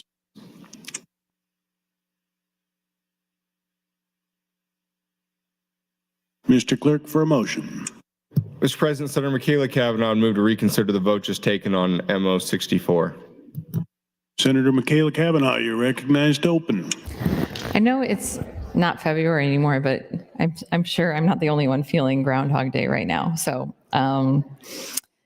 this is a motion to reconsider the vote that we just took. You can only put in this motion if you are present, not voting. So if you're ever doing a filibuster, that's another tool in the toolkit. For me, there's like two ways to learn this stuff. One is to sit and watch and follow along in the rule book, and the other is to just do. So I guess, always trying to think through like, okay, what's the next thing I can do? What's the next motion I can do? How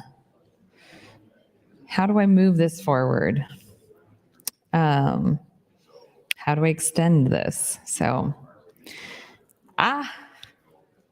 here's a great document that was just sent to me. Senator's Guide to Interacting with Victims, Survivors of Violence.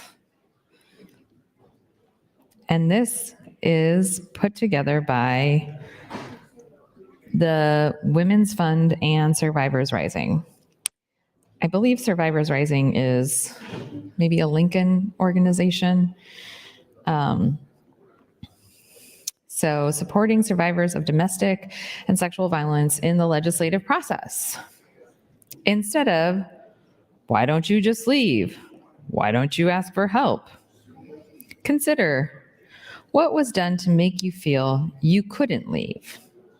Because the rephrased question does not assign fault or blame to the victim, and it acknowledges that it may have been impossible to leave or ask for help. Will you provide me details about your experience? Instead of saying that, consider, is there anything you'd like to share that would help shed light on sex trafficking, domestic violence, sexual assault? Because asking a survivor additional details about the violence may increase the trauma they experience in retelling their story. Instead, connect the survivor's experiences back to the larger issue of violence against women in an effort to learn more about how their experience relates to the policy issue being discussed. Instead of unsolicited touching or hugging, just going to repeat that one. Instead of unsolicited touching or hugging, use non-physical forms of comfort and asking the individual first if it's okay to touch them. Because after experiencing violence, specifically sexual violence or violence between intimate partners, physical touch may evoke memories of the violence rather than feel comforting, even if well-intended. So I am a hugging person. I give out hugs. And sometimes I'm not 100% great at this. I try to always remember if I feel like somebody needs a hug, asking them, but sometimes, I forget. And I apologize when I do. And I feel terrible when I forget. But it is really important, even the best of intentions. As my kids would say to me, body boundaries, Mom, body boundaries. Which they normally say when I'm trying to brush their hair. They don't want me to.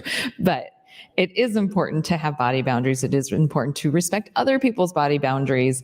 And it's really important to approach pretty much every situation in this professional setting as though you do not know the person's experience. Therefore, you should ask for permission.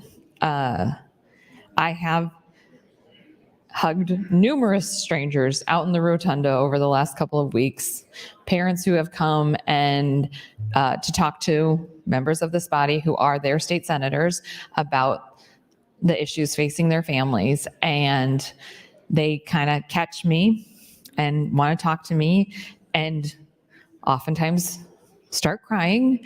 And it is my instinct to hug them. But I always try to be mindful that that might not be what they want, that might not be helpful. So I say, would you like a hug? And then if they do, then I give them a hug. And if they don't, then I say, okay. And I just let them cry. It's hard for me. It's hard for me to not hug somebody who's crying. That's my instinct. But it is not about you. It's not about me. It's about the person who is needing the comforting. Instead of speaking for a survivor, stating what they should/shouldn't do, assuming what they feel, claiming to understand their experience, or directing them to do things a certain way, try asking questions or posing suggestions that promote a survivor's ability to make decisions for themselves and use their voice. Because when someone has experienced violence, another person has exerted control and power over them. Restoring a survivor's sense of control will aid their healing process and may increase comfort engaging further in the legislative process. I really like that message. Victims of violence, domestic violence, sexual violence, someone has taken control away from them. And it is not our jobs to perpetuate that. It is not our role, our responsibility to continue to make them feel like they have no control. When someone comes into this building advocating for themselves. We should not diminish their experience by dismissing it or taking control of the narrative. We should not center ourselves in it.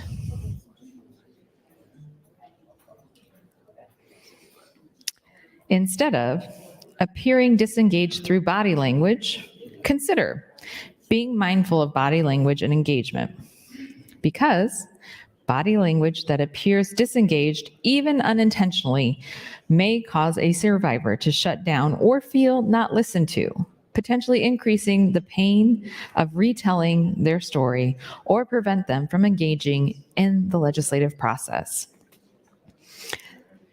This is another thing. Body language is really important, and probably we should do a course on body language for the legislature, because it can say a lot, it can communicate a lot intentionally or unintentionally, and it can be very harmful. Okay. How much time do I have? 2 minutes. Okay, thank you. Okay, so, sorry, trying to navigate this computer. Sorry, just ice cube. Instead of rushing a survivor on their story, consider giving the person the time and space to share their story, as well as time and space to process your questions. Testifying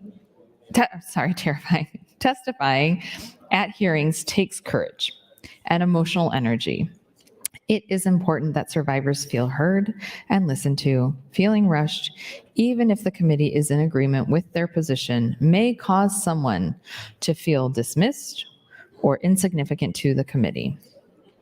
And that's a challenging one, because we do have time limits on what we're 1 doing. minute. Thank you. And it is hard to give someone give them the space that they need for the story that they're sharing, while also being mindful of the time of everyone else who wants to participate in the process. It is a balancing act, but to the best of our ability, I think this is a really important piece, to give the person time and space to share their story. So sometimes, when we have a time limit we always have a time limit. 5 minutes is generally the time limit. Sometimes it's shorter if it's a long hearing, but if there's a lot of testifiers. But it is important to make sure that if somebody is struggling to get through their story, and I know many of my colleagues. That's your time, Senator. Senator McDonald announces some guests under the south balcony. Krista and Colton Eggers, please stand and be recognized by your Nebraska Legislature.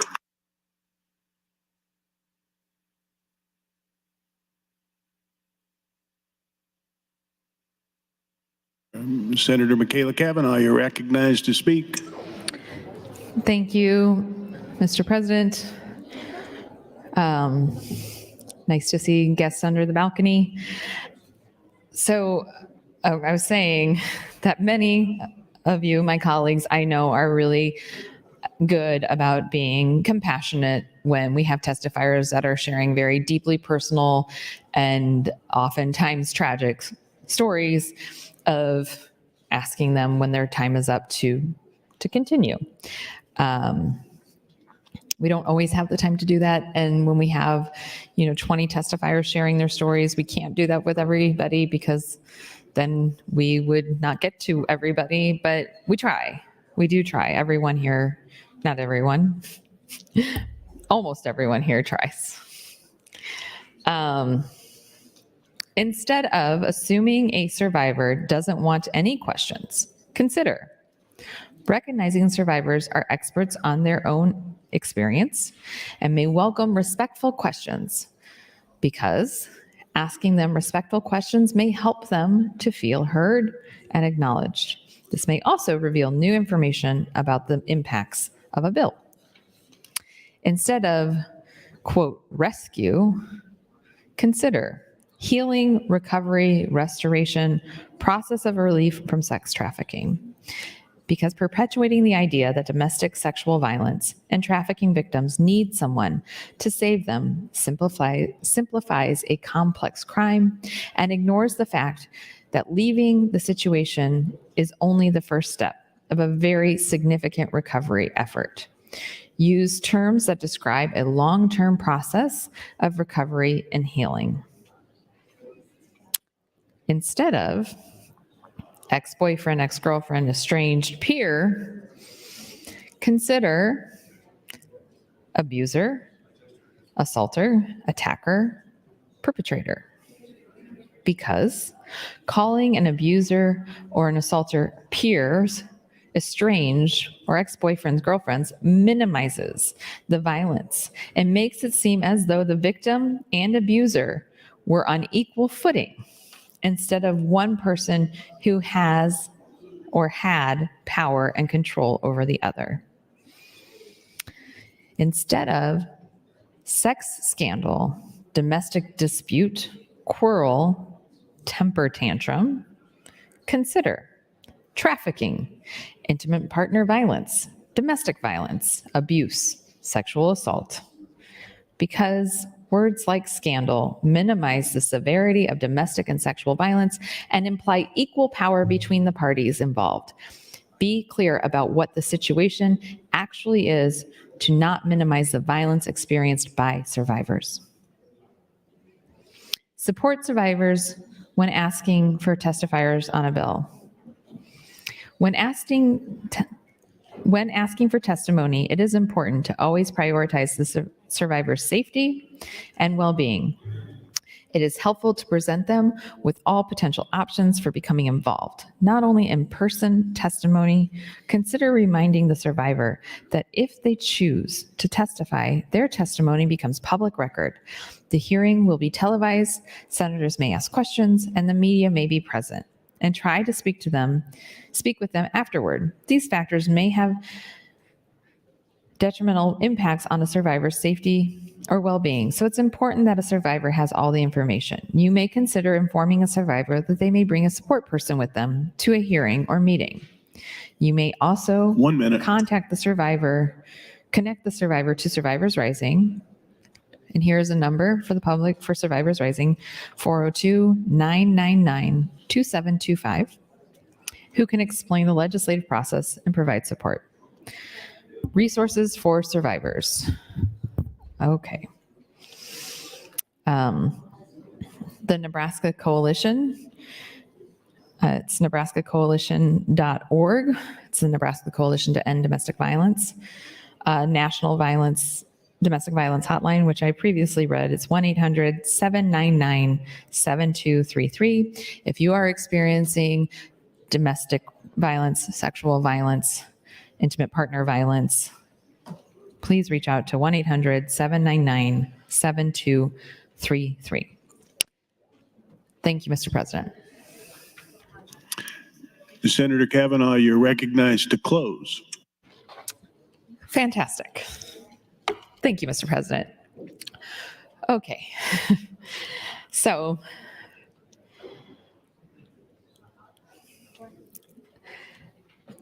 I've been talking about intimate partner violence, sexual violence, because we had individuals who came to the Capitol yesterday who came to share their personal stories with their state senators, and they were re-victimized by some of individuals in this body. So as a result, I am seeking to provide some guidance to illuminate more appropriate behavior. I believe that together we can all do better and should do better.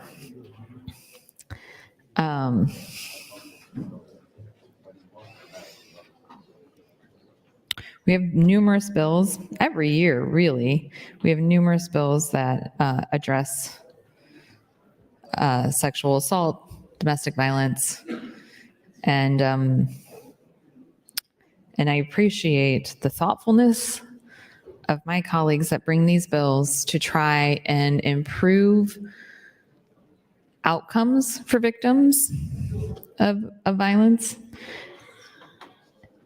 provide greater supports, wraparound services, a better chance at a brighter future. I don't recall whose bill it is this year that includes accommodations for pets, but pets are really important, and they can be, just like children are oftentimes used as a way to keep someone in an abusive situation. Pets can also be used that way. And so the expansion of including pets in the protection process for victims is important and thoughtful, something that hadn't occurred to me, but I'm not sure who brought that bill. I'm thinking it is maybe one of the attorneys that has dealt with victims outside of this place, but it's a complex issue. We continue to have issues with funding and resources around testing, sexual assault kit testing, and timeliness on that, something that our crime labs are working on. I'm grateful to them for the work that they continue to do on that. So how much time do I have left? 1 minute, 55 seconds. Okay, thank you. My first year, I worked with a group of students from UNL.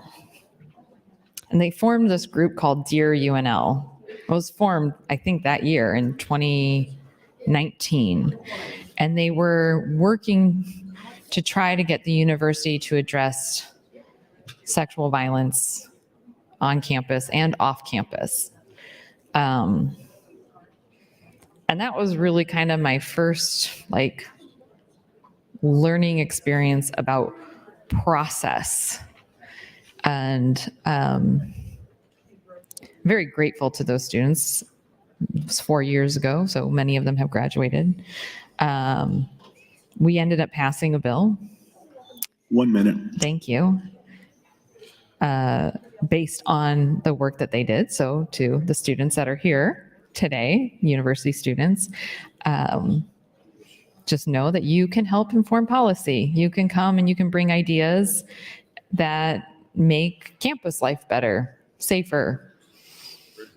I'm not sure that it makes it safer necessarily, but it certainly has provided sunshine and transparency in how we are handling domestic or sexual violence on campus. And that is an important thing for us to be doing. So I think people are about to exec, but we're about to go to a vote on this. So just a heads up, everybody. I would like a call of the House and a roll call vote. Thank you. Thank you, Senator. The question is the motion to reconsider. There's been a request for a call of the House. The question is, shall the House go under call? All those in favor vote aye. All those opposed vote nay.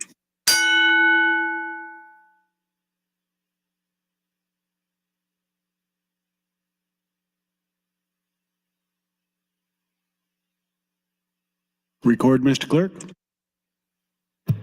8 ayes, 6 nays, place House under call. The House is under call. Senators, please record your presence. Those unexcused senators outside the chamber, please return to the chamber and record your presence. All unauthorized personnel on the floor, please leave, and the House is under call.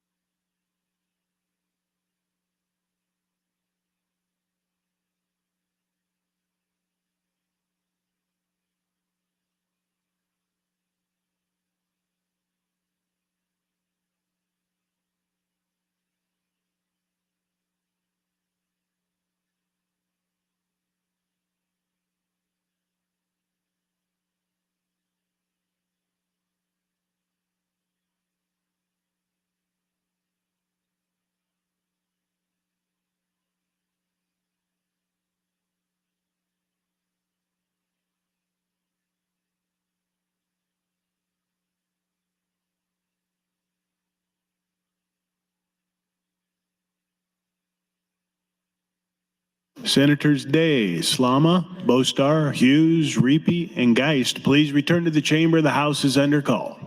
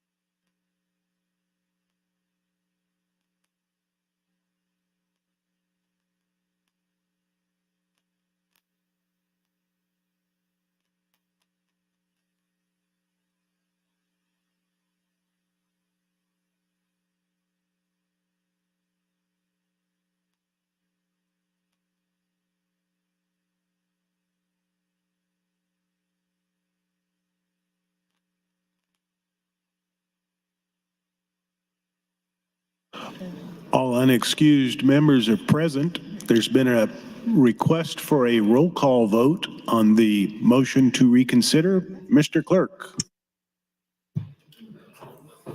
Senator Aguilar, Senator Albright, voting no. Senator Arch, voting no. Senator Armendariz, voting no. Senator Ballard, voting no. Senator Blood, not voting. Senator Bostar, voting no. Senator Bostelman, voting no. Senator Brandt, voting no. Senator Brewer, voting no. Senator Breezy, Senator John Kavanaugh, voting no. Senator Michaela Kavanaugh, not voting. Senator Clements, voting no. Senator Conrad, Voting no, Senator Day.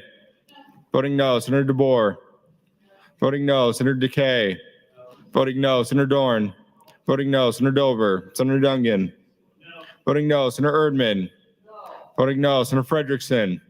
Voting no, Senator Geist. Voting no, Senator Holleran. Senator Hansen.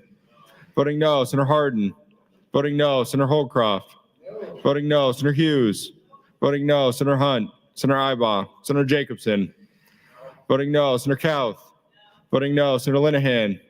Voting no, Senator Lippincott. Voting no, Senator Lowe. Voting no, Senator McDonald. Voting no, Senator McKinney. Voting no, Senator Mosier. Voting no, Senator Merman. Senator Raybold. Voting no, Senator Reapy. Voting no, Senator Sanders. Voting no, Senator Slama. Voting no, Senator Vargas. Voting no, Senator Von Gillern. Voting no, Senator Walls. Voting no, Senator Wayne. Voting no, Senator Wishart. Voting no. Vote is 0 ayes, 40 nays, Mr. President, on the motion to reconsider. Motion fails.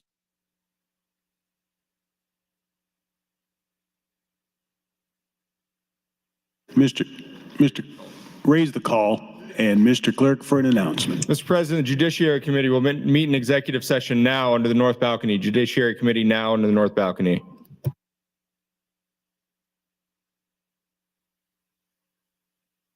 Returning debate on AM 613, Senator Kavanaugh, you're recognized to speak. Thank you, Mr. President, colleagues. Want to be mindful of everybody doing their committee work off to the sides. So I'll try to not get to a vote for, I guess, 15 minutes because I only have 3 times in the mic on this one. So y'all have 15 minutes of me talking before we have to vote on AM 613, I guess. Okay. So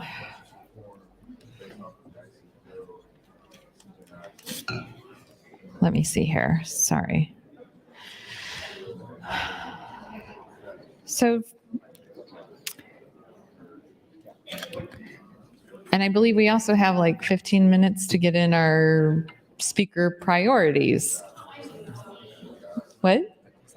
Get those letters in. Yes, get those letters in. Crank them out like the ditto machine. Although the ditto machine is a term that I used growing up, but I spoke with a reporter who knew the technical name of it, and I'm looking around to see if they're on the floor, and they're not. I don't remember what the technical name is of the ditto machine, but crank out those letters and get them going.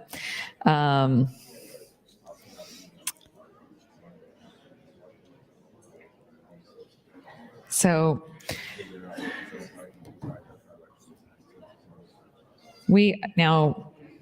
quick update. So we had a bracket motion and it failed. I was present, not voting. So then I put up a motion to reconsider my vote. That failed. Can't remember if that needs 30 or 33 votes to pass. But if that were to have passed, then we would go back to the bracket motion and reconsider the bracket motion that had failed. So that's what, if that motion had passed, that's what would have happened. So thank you for voting against it. And so now we're back to the underlying amendment, AM 613, the fish fry amendment. In my mind, it's also like the Girl Scout cookie amendment, because when you go to the fish fry, those Girl Scouts are resourceful, and they make sure to sell you cookies while you're waiting in line. And so it's like the fish fry amendment that comes with a side of Girl Scout cookies. And I have a lot of Girl Scout cookies at my house right now, which I'm very excited about, because I think last year I somehow missed the boat on ordering Girl Scout cookies, and I love Girl Scout cookies. And so I am grateful. I did purchase some from my niece, daughter to Senator John Kavanaugh, and then my daughters wanted to purchase more from her. So we did. So lots of Girl Scout cookies. I don't know what everybody's favorite is. I personally, of course, like the classic, the Thin Mint. The peanut butter patty is pretty delicious. When I was having strep throat and really couldn't swallow much other than hot tea, the shortbread ones, excellent because you can dip them in your hot tea.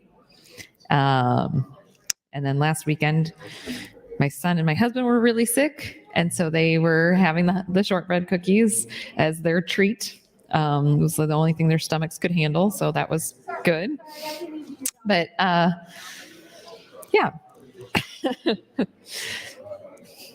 Just curious, we should do like a survey. Oh, speaking of surveys, Senator DeBoer, Planning Committee, don't forget to do her survey. Yes, I did it right 1 away. minute. Thank you. But Senator DeBoer, if you're taking feedback, could you send out a second survey? I'd love to know the favorite Girl Scout cookie of the legislature. Then maybe we could have like a cookie day, do taste testing. Next, we could do maybe donuts. I do have an excellent donut shop in my district. It's called Hertz Donut. I also, Pettit's used to be in my district, but the shop that was in my district had a fire, and I'm trying to think if they're still in my district or not, because I know they moved locations. There's a downtown location that I believe is in Senator Vargas's district, and then there is a West Central Omaha location.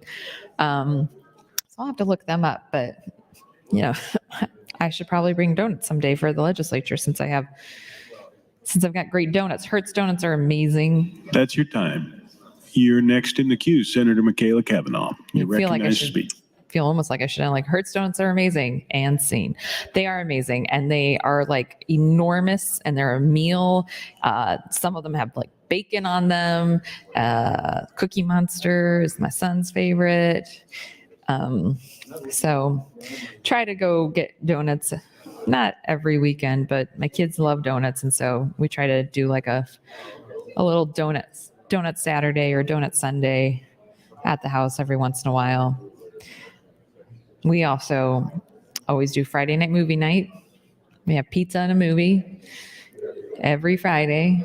So you're wondering what my exciting life is. It's Friday night. I can be found watching, if there's the latest children's movie released, then hopefully that. If not, we fight over which movie we want to watch for the bazillionth time. Over the weekend, we watched twice. I don't know why we watched it twice, but we watched The Penguins of Madagascar, which is really cute and funny. I like the movie about the animals from the zoo, the Madagascar animals, the world tour one. If you haven't seen that, it's very funny. It's very funny. They end up, these animals that like somehow left the Bronx Zoo, I think, end up in Africa. This is a journey over several movies. And then they eventually, in the final movie, somehow join up with a circus troupe. And then they go on a world tour. And the one character who's a new character, he flies through a ring of fire, and it gets smaller and smaller and smaller. And it's movie magic. It's actually cartoon, so anything is possible. But I really would love to know what the mechanical thinking is behind this. I think he's a tiger or a bobcat, and he gets through a ring that's like the size of like a wedding ring. He somehow like puts oil on himself and just like slides right through it. So it's a really cute, sweet, funny movie. Colleagues, you have a few minutes left before you got to get those letters in. I got one more turn in the queue, I think, before, if you're execing on things, you're going to be disrupted again. So just keeping everyone mindful of that.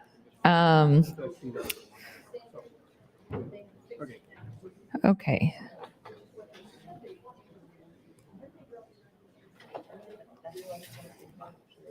So also next week is your priority bill selection. I have not decided what I am prioritizing yet. I don't have any bills out of any committees. So I am open to suggestions because I don't particularly want to prioritize something that is not out of committee. So if anyone in the body has a bill that is out of committee on general file that you are hoping to get a priority on, come talk to me because I honestly am not sure what I'm going to do with my priority yet. I thought I was going to prioritize one thing, and I decided after some philosophical conversations with some of my colleagues on HHS that it is not it was giving money to a non-governmental entity, and just philosophically, if we're not going to give money to programs like SNAP, 1 minute. childcare subsidies, the basic functions of government, that I didn't think that it's appropriate for us to be giving money to outside entities to do functions that are important, probably should be the function of government, but they are outside entities. And so now I'm back to the drawing board trying to think about what I am going to prioritize. So just putting that out there for the whole body. I mean, all requests are welcome, but I do favor policies that directly help people. So if you got something like that and it's on the floor, I would love to talk to you about it. Okay. So we've got 1 minute left, and you know what? I think That's your time, Thank Senator. you. Senator Dover has some guests in the north balcony. Fourth graders from Westside Elementary, Norfolk, Nebraska. Please stand and be recognized by your Nebraska Legislature.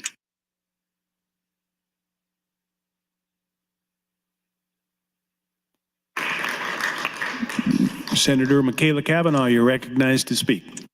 Oh, thank you. I'm just going to kind of glance off to my left and see if I could catch the speaker's eye. I'm not going to ask him to yield to a question. I was just wondering if we're adjourning at 12 or if I'm going to keep going. Mr. Speaker, if you wouldn't mind looking in my general direction. Speaker Arch. 12? Yay or nay? Do I need to keep talking is what I'm asking. You're like, no, you can stop talking for sure. Well, then I think I will just yield the remainder of my time and hope for everyone's sake that I'm done talking for the day, but we'll go to a vote on 613. If we're not done for the day, I'll keep talking on the next one. Thank you. I yield the remainder of my time. Thank you, Senator. The question is the adoption of AM 613. Request for a roll call vote on the adoption of AM 613.